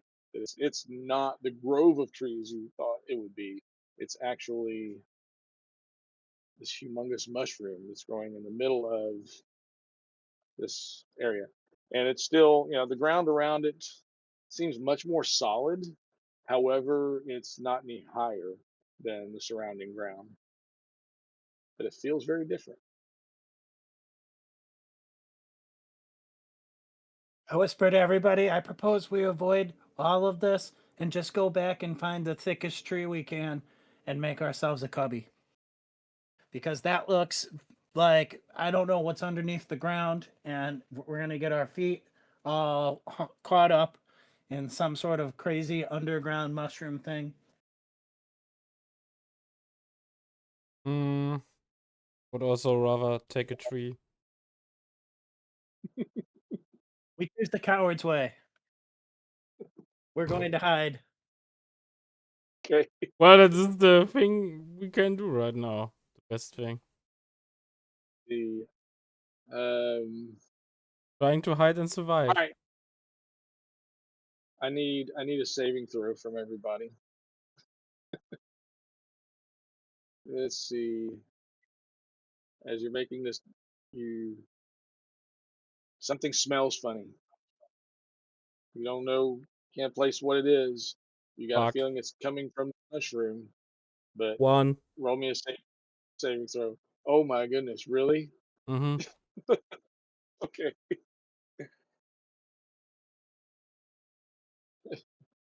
Saving throw then? That's what's going on? I need basically it's a fortitude saving throw. Ugh, 2. And then 2.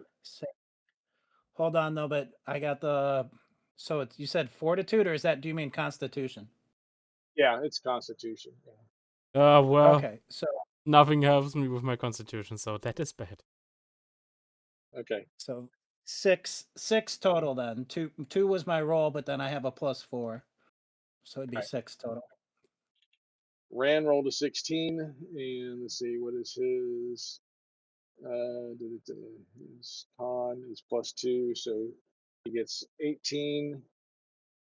And let's see what our animate friends do. 17 and 7. Okay. So oddly enough, yeah, you feel like very lightheaded.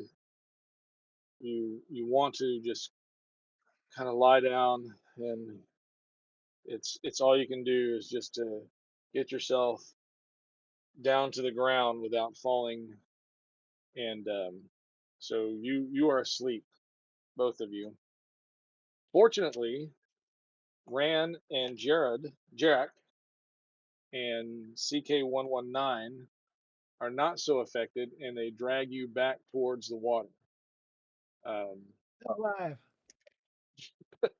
Yay! Elsewise, you would have been consumed into the huge fungal underload. It dropped a bunch of spores basically, and yeah, you would have been consumed. Uh, you'd have been mushroom poop. Yeah, is there? Yeah, at some point, but no, you got out of there. Thank goodness there was enough of you to. Yeah, CK119 was not going to be affected, but yeah, his ability to actually haul y'all out is kind of limited. It would take him a long time, but fortunately, Jaden and not Jaden, Ran and Jirak made their throws and were able to get all of you out. So kudos on surviving that. This is a weird planet, man. As I was rolling this up, I was like, how can I make some dangers without there being creatures on this evolutionary style planet, evolving planet? I'm like, oh, fun guy. Fun guys are always fun. So anyway, you get back to the water's edge.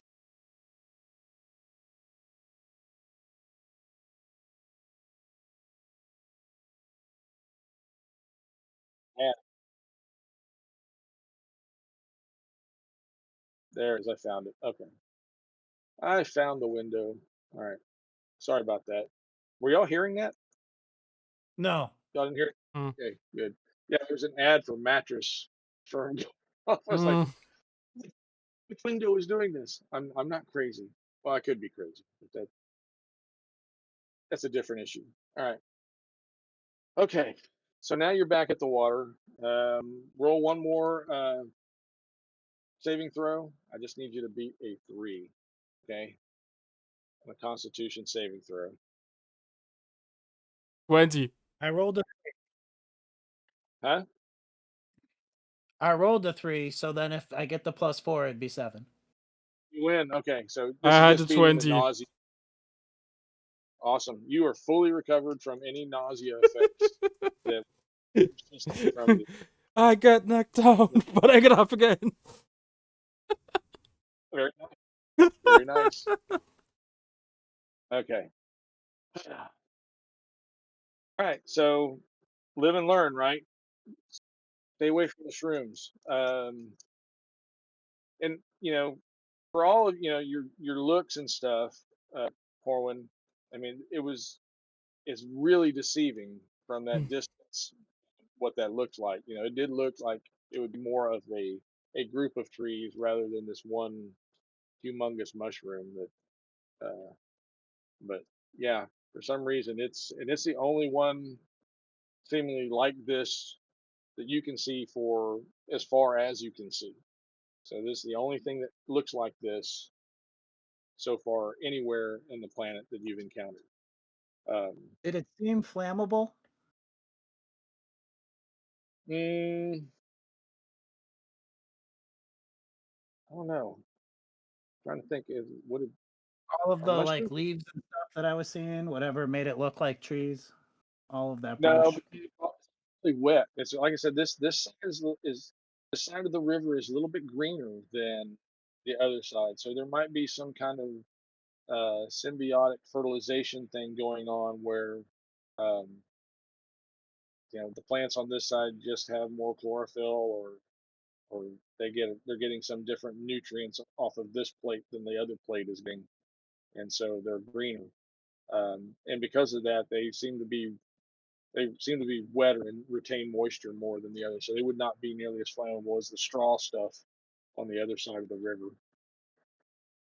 Okay. Mm, I'm not a huge fan of burning stuff down anyway because it just be more obvious that we're here the bigger the fire we make.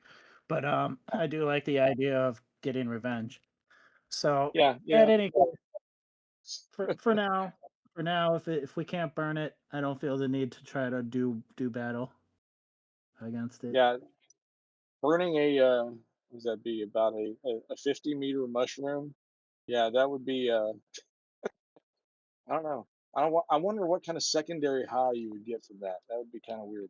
But anyway, yeah. Right? You It'd and be then chip and ball. okay. I think you're supposed to dry those things first before you smoke them, but I'm not 100% sure on that. It's not my milieu. All right. Um, so now you're back at the water's edge. What do you want to proceed with?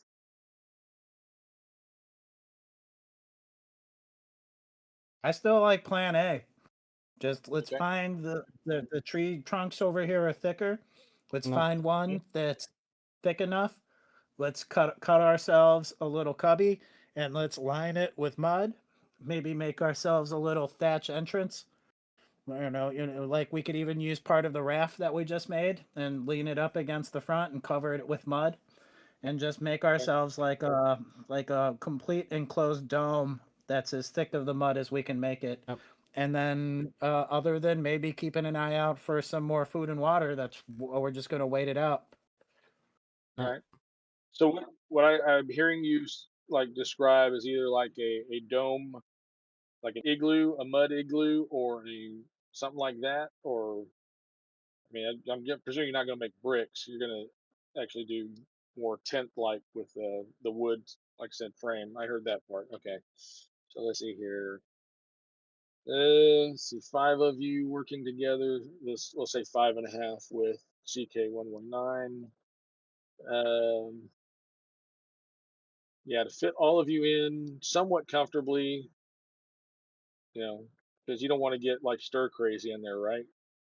It's going to take you about 10 hours. So this will take you into after dark if you keep working on it. Um, is that what you want to do? I propose we keep working through the night and then we can rest once it's completed. But if you guys want to do different, that's okay. I guess my character would say that he wants to go to sleep right now because he dug out the droid, didn't had sleep till then, and is tired as of right now, but can do the morning shift for that. Okay. Morning shift for him. Yeah, Brand and the other two, they can sleep or work as they see fit. But I want to get this started. Probably, let's say 3 feet up off the ground, whatever the thickest trunk is. Start trying to hollow it out. Okay. All right. So if you're So going to do it in shifts, yeah, it's going to take you a little bit longer rather than applying everybody. So that's fine. But yeah, you're going to take it to more like 16 hours if you work it that way. Of course, CK119, he's available the whole time to help. Um, Jarek, who is, a little more I mean, he's back to being probably 90%, 95% of himself health wise. He'll chip in for as long as he can, but he only lasts probably about 4 hours before he's too tired to do anything. And but yeah, Thorane will hang in there with you, Corwin. So it'll be at least the three of you, CK, Thorane, and you working on this thing. Okay. I need to roll one perception check. Um, since the other ones are going to sleep, it'd just be you and Thorane, Corwin. Okay. Perception Well, 8. I guess also. And then Okay. Ooh. modifier +1, so 9. 9 total perception. Okay. You see something poke its head out of the water by the shore, and it appears to be, I don't know, its head is almost as big as your head. It has, you can visibly see teeth in its the mouth, and it's basically a version of the serpent you saw earlier in the day, and it doesn't entirely emerge from the water, but it's got its head up at the edge and it's kind of doing this. Sorry, trying to mimic its head movement, and it pauses when it looks at Thorane, and he's jumping up and down, pointing at it, trying to get your attention. But you already noticed it as well. What do you want to do? Thoraine's kind of almost like backing behind you at this point, and the What a distance cute. between is about 5 meters. So it's Just look at her. What a gorgeous specimen. Oh, I'm so happy to be here and be a part of this. CK. Asks, what should I do? How? What should I do? He's a little confused at this point. He's hearing or not hearing, but yeah, he's seeing the animated nature of Thorane at this point and understanding that he's very upset, um, but has no idea how he can help. What is Thorang saying, CK? Uh, his words are that of danger fish, danger, as close as uh, his word is actually something I have never heard before. Dragon. I'm not familiar with this term in many of the languages that I am familiar with. I have not heard this applied to anything that looks like this creature. I propose we all just get behind the log and try to make ourselves as small and least noticeable as possible. Stop working Okay. for now. And there's a trunk right here. Just I don't know if stealthing would really help at this point if we've already been seen, but just generally try to make it seem like we're, that nothing's going on over here. So that if it keeps looking, doesn't see a lot of movement. Trying to find something I can animate with this. All right, now it's all right. You notice on the sides of its head, there's a flaring, and it dunks back into the water. And that's you don't see any more of it.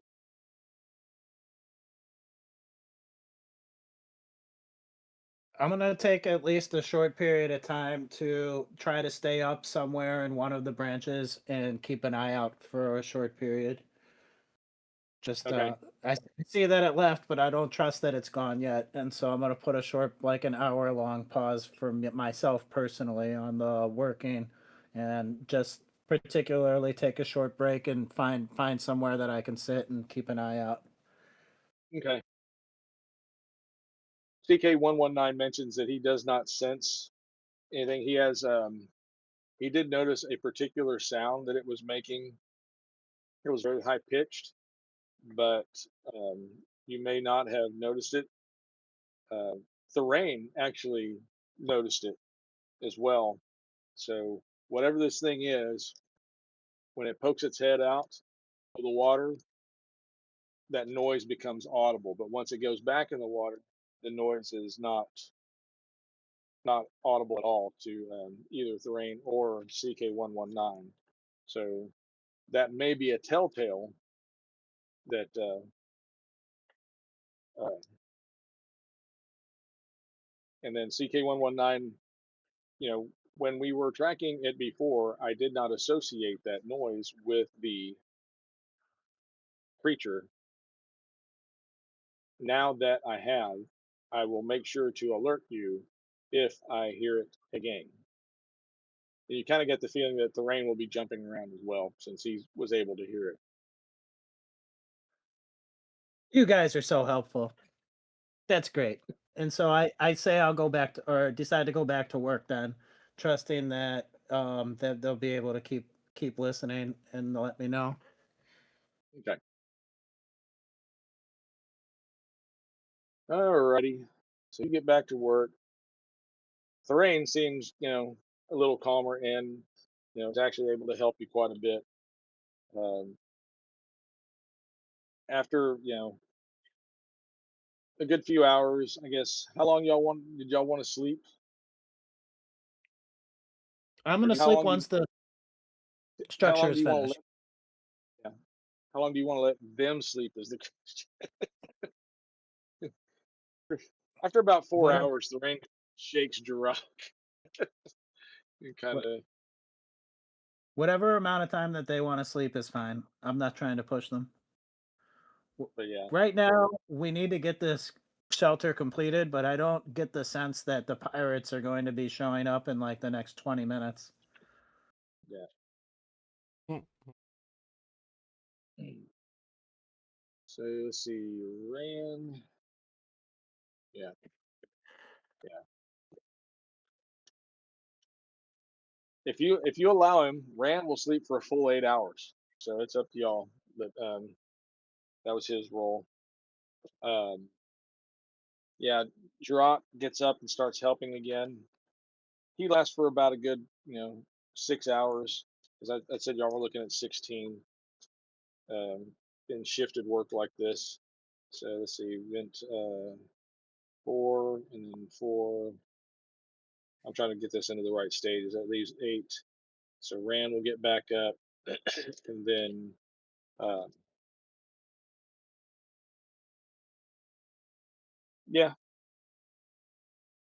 you're able to complete an off the ground wigwam, if you will, or yeah, mud tent, and you're able to all fit comfortably, basically almost lying down in this thing. Um,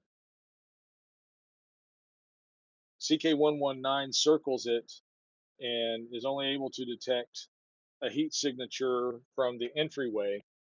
And he proposes that if you um, build out more like an igloo type of entrance, you will be basically undetectable when you're More inside. more raft style thatch type stuff covered with mud. Mhm.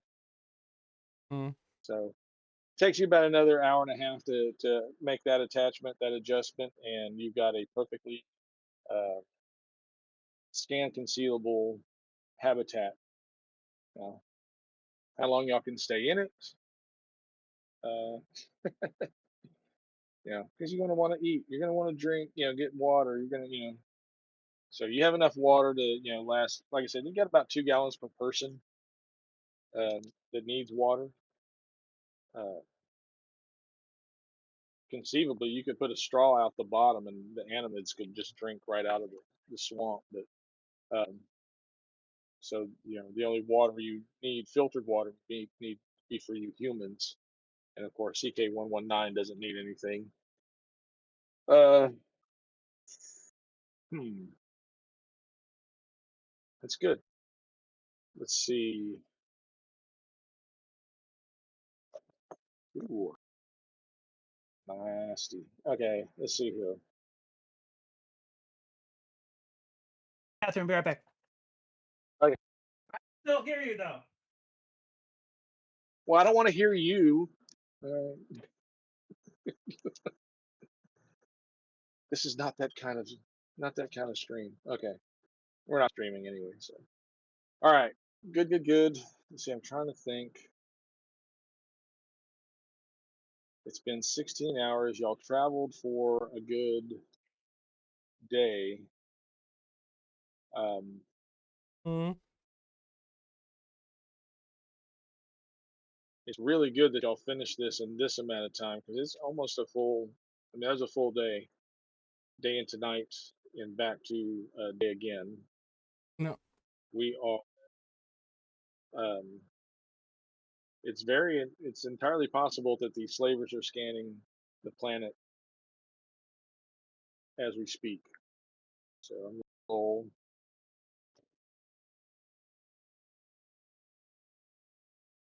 That's a huge. Wow, 3 in a row. Okay. And let's see, what would I?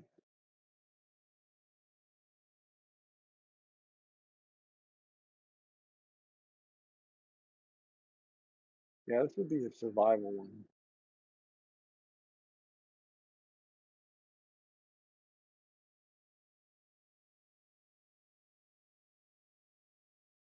So I figure, yeah, you could probably go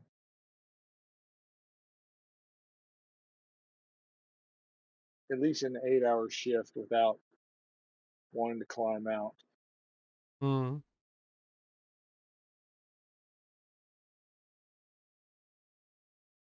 2 gallons of water per person. That actually will last you more than almost 2 days. Hmm. It's a matter of where do you go to the bathroom? So that's the survival part. Because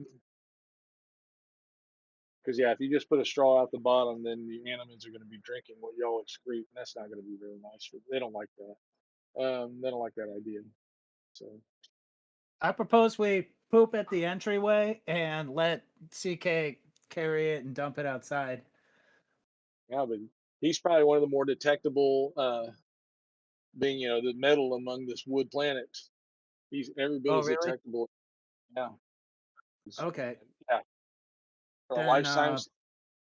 So yeah. then I propose that we keep a covered receptacle, that we don't let it go down into the dirt, that we do all of our relieving ourselves into I guess what I want to say is a bucket, but we'd have to craft and fashion something to hold our excrement and waste and keep it separate from the ground.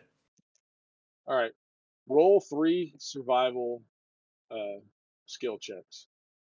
So this is your wisdom modifier will apply. And it doesn't have to. It doesn't have to be. Yeah, just roll your survival. You have to beat a 10. I need y'all beat 10 times. First one is 2. Yep. Second one is 12. Hmm. Third one is 17. No. Okay. Hidden? Oh, none of those had modifiers. Okay, that's fine. It. You need rolls, right? 3 rolls. Yeah, three. It rolls using your survival modifier, which is under your wisdom score. Okay.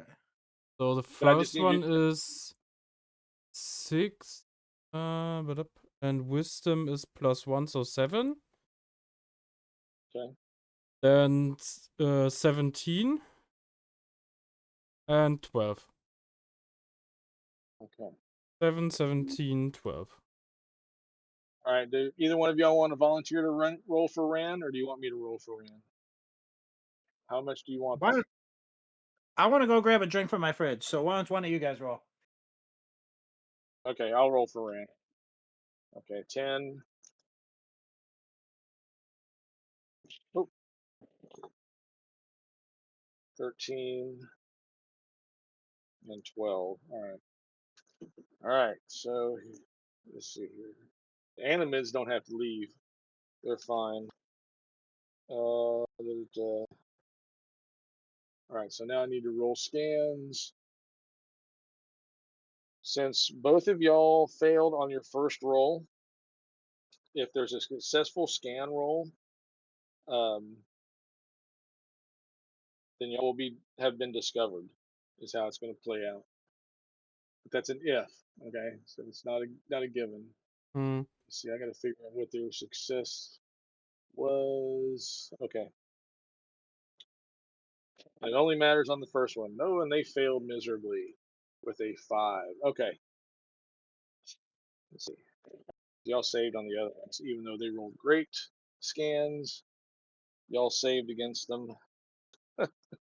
Very lucky, because yeah, they rolled 5 for the first scan, which they needed to beat 10 to catch y'all, and y'all because y'all failed y'all's, but since they failed their scan, it's a moot point. And then they rolled 17 for the next 2 scans.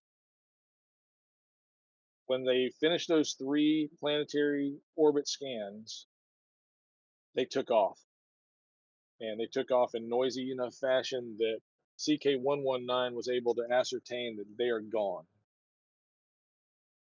Hmm. So there was a lot of radio chatter, and it was, since he's familiar with their systems, he was able to transcribe it, or not transcribe, translate it, and they found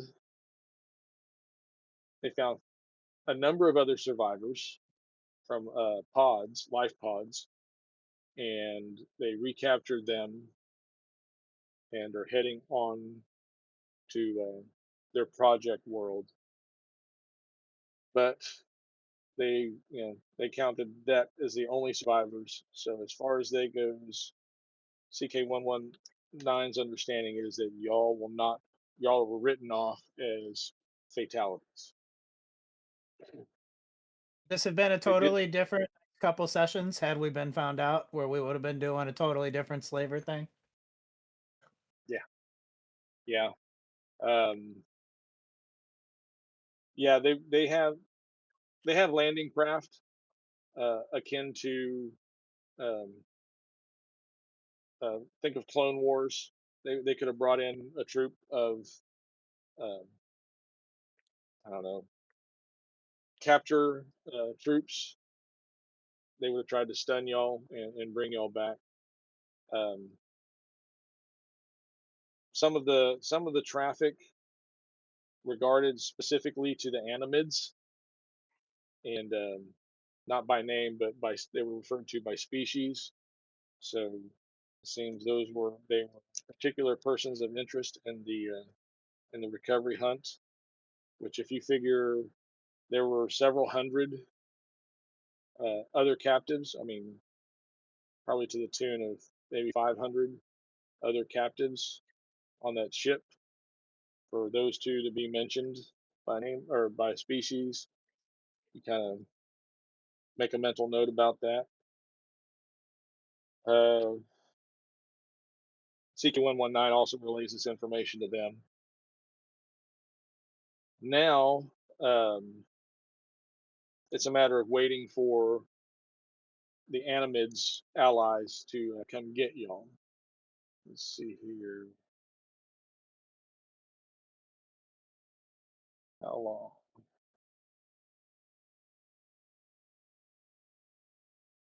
Okay. In another 21 hours, um, a beacon is received, or a hailing frequency is received by a 119, and a ship it's a good sized ship. It's a medium sized starship arrives, and CK-119 relays to Thorane and Jarok that I believe their allies have arrived, Hmm. and I shout, "We took the easy way." Yay! Um, the craft actually lands like right on the water, and uh, you see pontoons, and a small uh, boat basically comes over. It's like a large pontoon raft, and y'all are able to join them. They actually hug you guys, uh, and then when you get back to the ship, as I said, you can see an insignia on the side of it. So it's a marked ship. It's almost like a flagship for House Narak. Um, who is it? Yeah, Jaylen, you're from Coruscant, right? Yep. Yeah. Okay. Um, you recognize this symbol now, um, although it's more associated with animate language. But this was a very fancy, represented a very fancy building and estate on Coruscant, not far from like where Ambassador's Row is. So you get this feeling now. These guys have some influence, or they did in the old world, the Republic. So, um, and the fact that they still bring this nice ship. Let's see if I close that window, right? Because I was trying to get rid of the sounds. Let me see if I can open uh, Control H. Where are you? This one? When Yeah. we're leaving the planet, I try to use their cameras and zoom in on that mushroom that was right there. And I tell CK, can you ask them to just destroy this mushroom? Uh, um, okay. Well, one of the things that changes when they get back to the ship, they are provided with vocorders, so they can actually now speak to you, Oh, and sweet. you can understand. Yes. So uh, we are greatly appreciative of your efforts to keep us alive, and we have a proposition for you to remain with our house as long as you like, and we may be able to utilize your skills to further the aims of House Narok. If you choose to separate, that is fine. We will understand. But Would you we be feel asking us to harm? to harm. I say that again. I get cut off. Sorry, go ahead and finish. That if we choose to leave, you go ahead and If finish you before I. sure, if you choose to leave, you are welcome to go so freely, and we have a a gift, not of reward, but of appreciation for aiding us in the escape of the slave verse.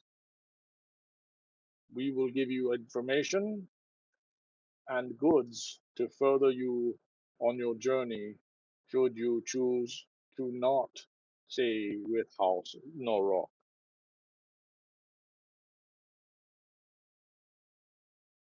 Goods and information would be nice, but I also like the idea of sticking around. What do you think? This is not a decision you must make now. You have the entirety of your journey to Coruscant with us, as well as a week of recuperation as part of our gratitude in our house. Hmm. So yeah, let's see if I can find share this real quick. My main question, well, first of all, I was going to ask Aiden Lord what he thinks. I need to know Aiden Lord's character, so when I'm role playing, I can use his name. I know one of the other guy's named Rand. What are you, Aiden? Jaylen. Jaylen. Okay, cool. The first question, as soon as they say we can join their houses, I'm gonna ask, are we gonna be expected to do harm? You will choose to do whatever you feel comfortable doing. We have many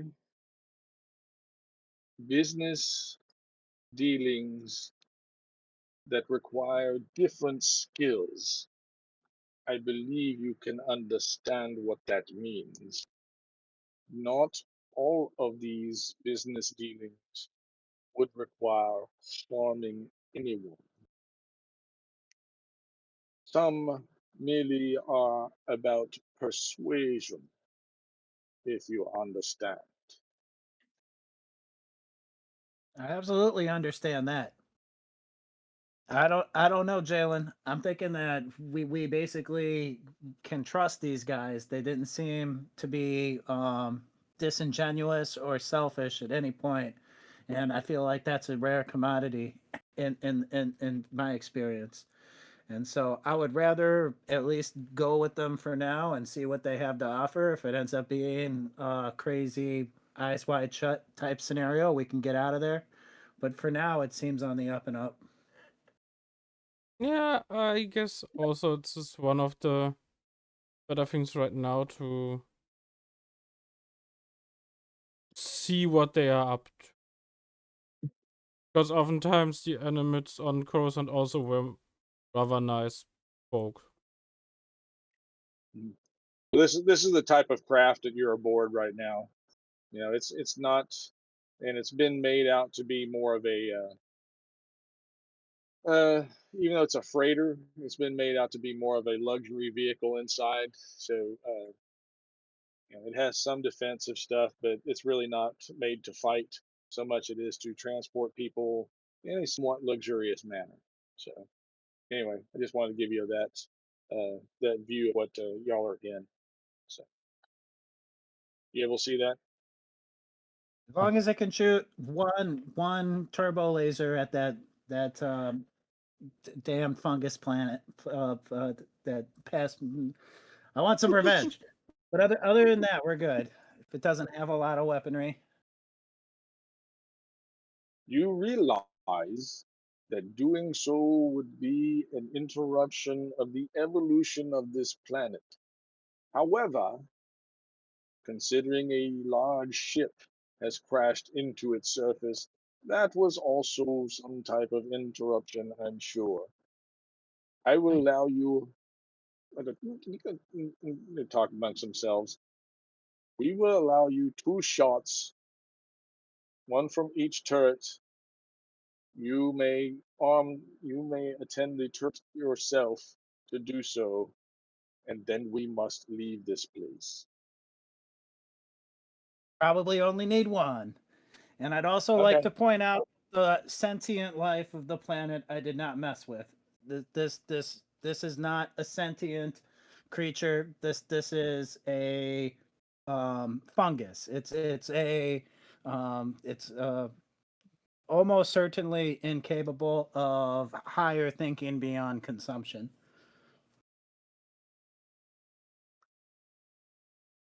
That is your understanding, and we were affected as well.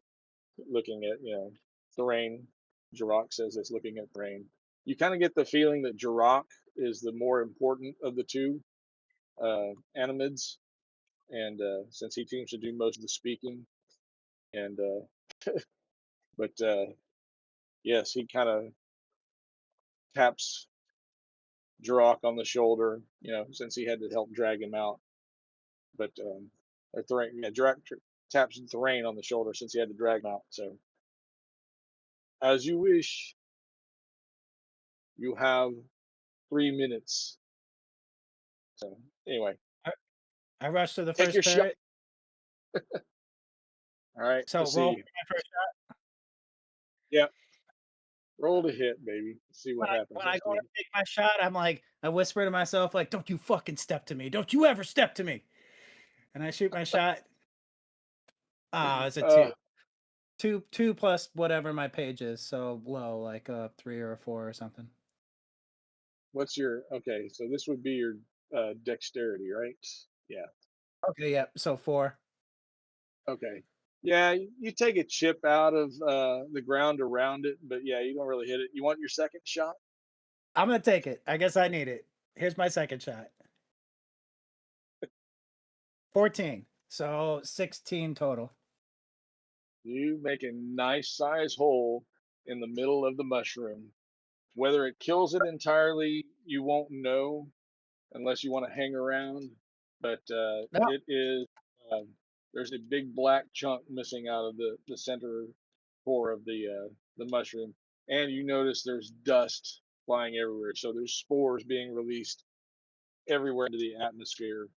Um, thank goodness you're on a ship that's in low orbit at this point, so in the upper I go atmosphere. running I go running down the corridor. I'm like, whoa, mushroom that motherfucker. Okay. Um,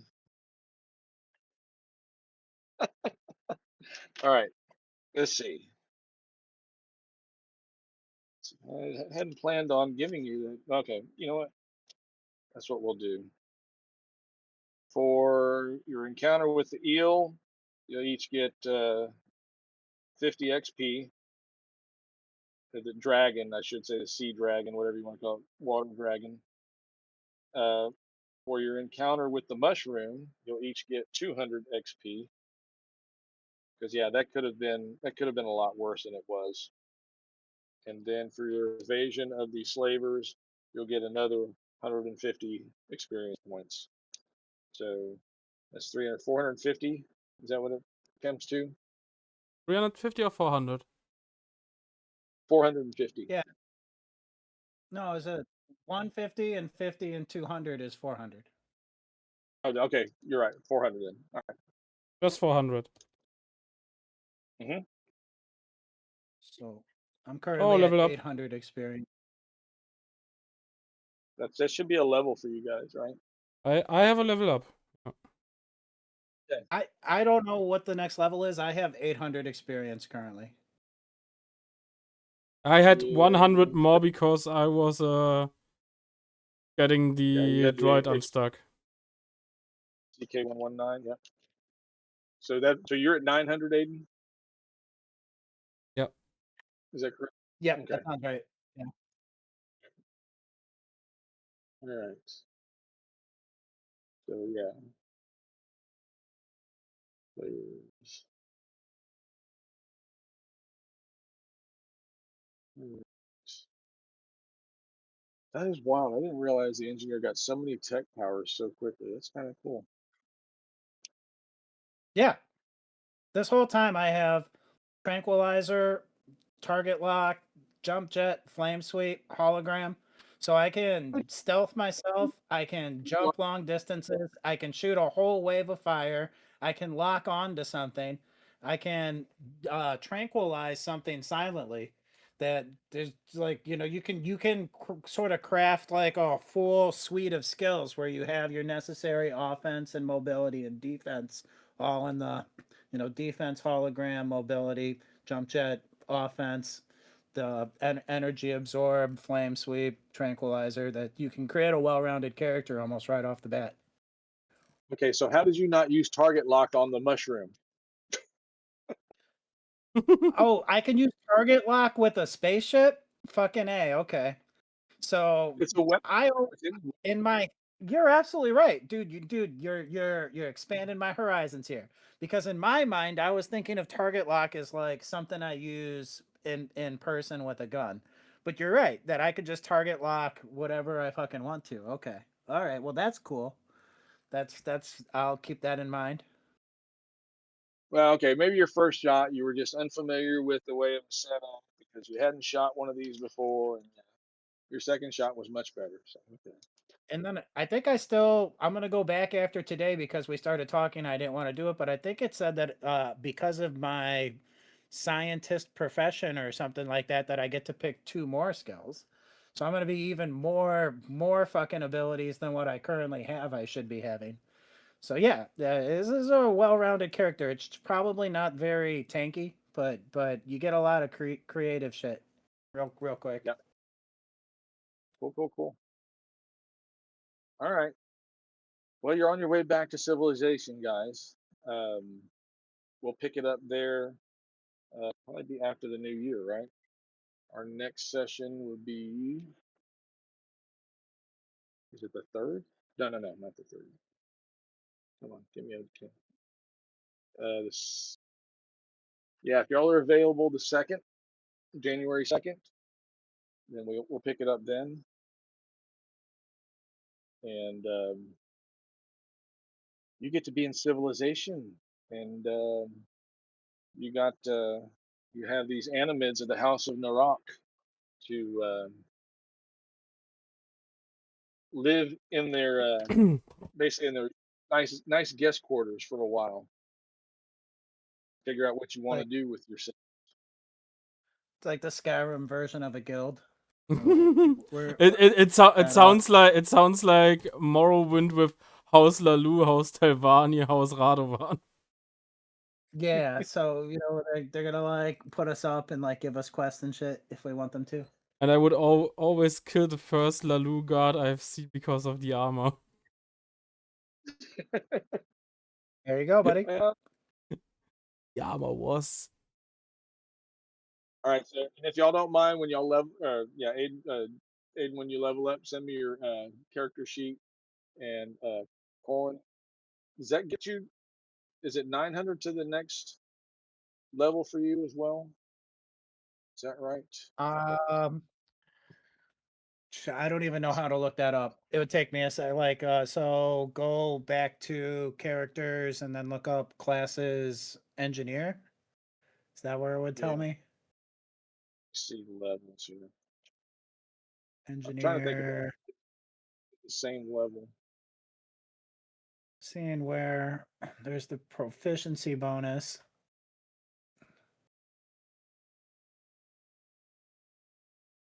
Okay, yeah, and so it's just by being level 2, I should know a 7th tech power and have some different. Okay, so there's more going on here than I've definitely acknowledged. Okay. What did you ask again? What was it? Trying to figure out if everybody advances at the same XP. Yeah. Yeah, it does. Oh. Okay. Yeah, you would need another 100 to get to the next level. So Okay. you'll have that, I'm sure, next adventure. And then it gets a little steeper after that, after level 3. So Exactly. and I've That got 100 experience point difference right now might feel like a lot because he is level 2, but in the future it's gonna not really matter at all. That I'm sure there are other times that no. Aiden Lord will be AFK and I'll be around, and then I might get extra experience when he's so it's not. Did you just say no? I'm always going to be around, but in any case, you get what I'm saying. Just that I have no problem with there being an experience differential. That you don't have to like create a scenario where I catch up to him or something. We're good. That well, I mean, if there are some ones that like I said before, I want to take advantage of your personal backgrounds and skills to give you some little side things that will be particularly engaging to your character, your background, your persona, and then I need to write up last session's stuff. I don't know if y'all read my write up of the first session, but I plan on doing that because I haven't been recording it. Now, I really want to do I it have when we have all 3 of records. us. You have records too? Okay, that's fine. That's good. And I gotta figure out what's up with Rand. What's going on with our third? Because I actually have something for him, uh, both on Coruscant, but kind of hard to go back and do anything back on Mars planet, but at this point. But we'll figure something. And then, but yeah, I think when we get to Coruscant, there's going to be all kinds of directions y'all can go in. exploring your backstories. Of course, Jaylen, you were born there, so what lies in store for you? Yeah, your Mhm. family history. You're back in their bureaucracy, man. What's going to go on? So anyway, it'd be fun, I think. Um, I've got plenty of ideas, and we're going to start. One of the things with being back in civilization is we have the opportunities for some overlap with some of the other tables, and who knows how that'll work out because as we know, there's a much larger game uh, being played, and depending on where y'all want to go at this point, this is now your launching point uh, to make your big name in the galaxy. Because let's face it, the resources of Coruscant are practically unlimited as far as power, politics, military, intelligence, and a launch pad to other parts of the galaxy. So That's cool. I've sat in on several other tables, and they are far more advanced. And just that right, they've been some of them have been going on for 6 or more months.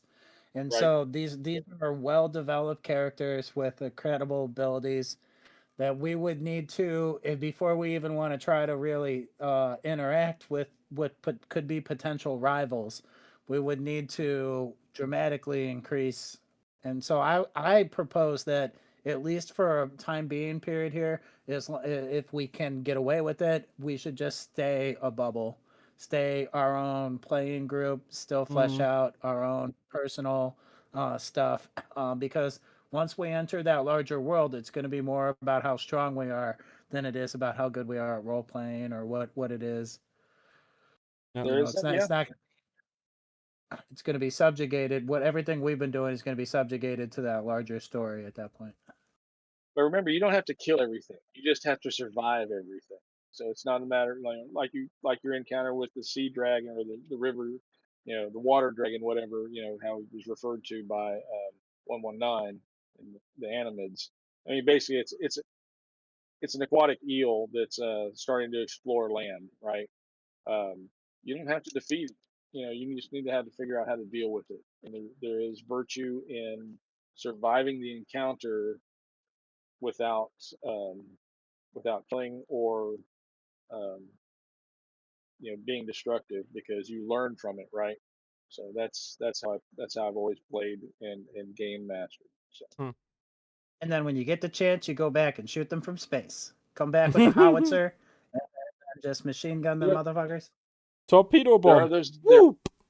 Yeah, there are definitely those enjoyable moments of it's a cathartic moment, yeah, that Time for gives you a time little. for an exterminatus. If there's only one ear left, the planet is not purged, right? So anyway, all right. Well, thank you, gentlemen. I appreciate you. I appreciate your willingness to go along and keep going on. And yeah, I wouldn't worry about catching up with those guys. I think we got plenty of different avenues to do that and enjoy the gameplay along the way. I think sometimes people get so caught up in leveling their characters quickly and trying to be combative that they lose sight of this is a role playing game, it's an RPG. So hopefully this is good for y'all and enjoyable, and we'll keep going and growing, and you have the opportunity to become every bit as powerful as anybody else in this large game. And I'd be okay with bringing in other people if, let's say, the Rand person, he just never comes back. Then I feel like 2 is the bare minimum. That Yeah. three is ideal, 4 is okay, 5 starts to feel like too many. Yeah. And so bringing in 1 or 2 additionals, if in that becomes the necessity, that wouldn't bother me at all. Just something Okay. to consider for the Yeah. future. Uh, Duncan does keep throwing people, saying, "Hey, this person wants to join." Talk to them, and I talk to them, and then they're like, "Okay, yeah, scheduling conflict," or "Oh, I didn't know it was going to be Right. like that." And like, well, Yep. so as it And that's going to keeps be a lot growing, of people. They're going to be it's like, I fine. don't Yeah, have Friday open. That's yeah, just the way it goes. yep.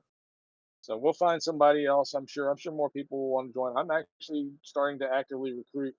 Um, and I don't want it to be like, no, you need to come to my table or whatever. I just want them to come join the game or consider joining the game.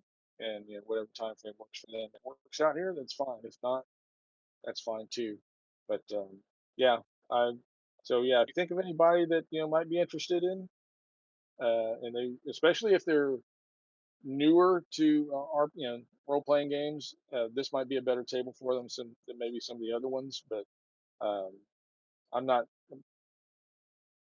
patting myself on the back for that, but I do like bringing people along and helping them understand. Yeah, we can role play, but it doesn't have to be. You don't have to min max your characters. You don't have to have fun. You build your character and play it the way you want it.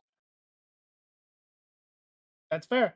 And I think I tried to min max my character, but I'm probably so bad at it that I didn't actually min max my character at all. And so that's That's where just people who are new, even if they are trying hard, we're probably still not going to be fantastic. Why didn't you lock on target to the mushroom? That kind of thing. It's like, oh shit, I didn't even realize I could do that. I forgot That kind of about stuff. piloting. Mm-hmm. But it is in character that my character would be like, oh fuck, I'm scared. Oh fuck, I'm scared. Also, the people who were piloting died terrible deaths, so maybe it's best. That's the thing. Yeah, unfortunately, I couldn't I couldn't let the Wookiees be a part of the picture because that it really would have overpowered everything else. The Animans themselves had a very Yeah. special purpose. The Wookiees were escorting them, and That's what when I they all figured. got and when they all got captured, which was really awkward for House Narok, and actually it was actually very awkward for the Wookiees considering they were supposed to be some very very tough bodyguards. So we're gonna have you're probably gonna hear some conversations about that when we get to Coruscant. So We succeeded where those Wookiees failed. That's the narrative I think we need to hear. but you needed the Wookiees to get you where you were, so you could succeed. So That's not the part we need to hear about. okay, all right, all right. Well, with that, gentlemen, I'm gonna let y'all go, and we will resume on January 2nd. Okay. Okay. Thanks All right. again. Thank you, Good guys. night. Merry Christmas, everybody. Happy New Year. Bye Bye. bye. Bye. Ich verabschiede mich auch von euch. Ich bedanke mich bei allen, die vorbeigeschaut haben. Und dann schaut doch noch gerne auf dem neuerem Discord vorbei. YouTube und an. Und ich wünsche euch noch einen schönen weiteren Tag. Wir hören uns dann morgen am Nachmittag wieder.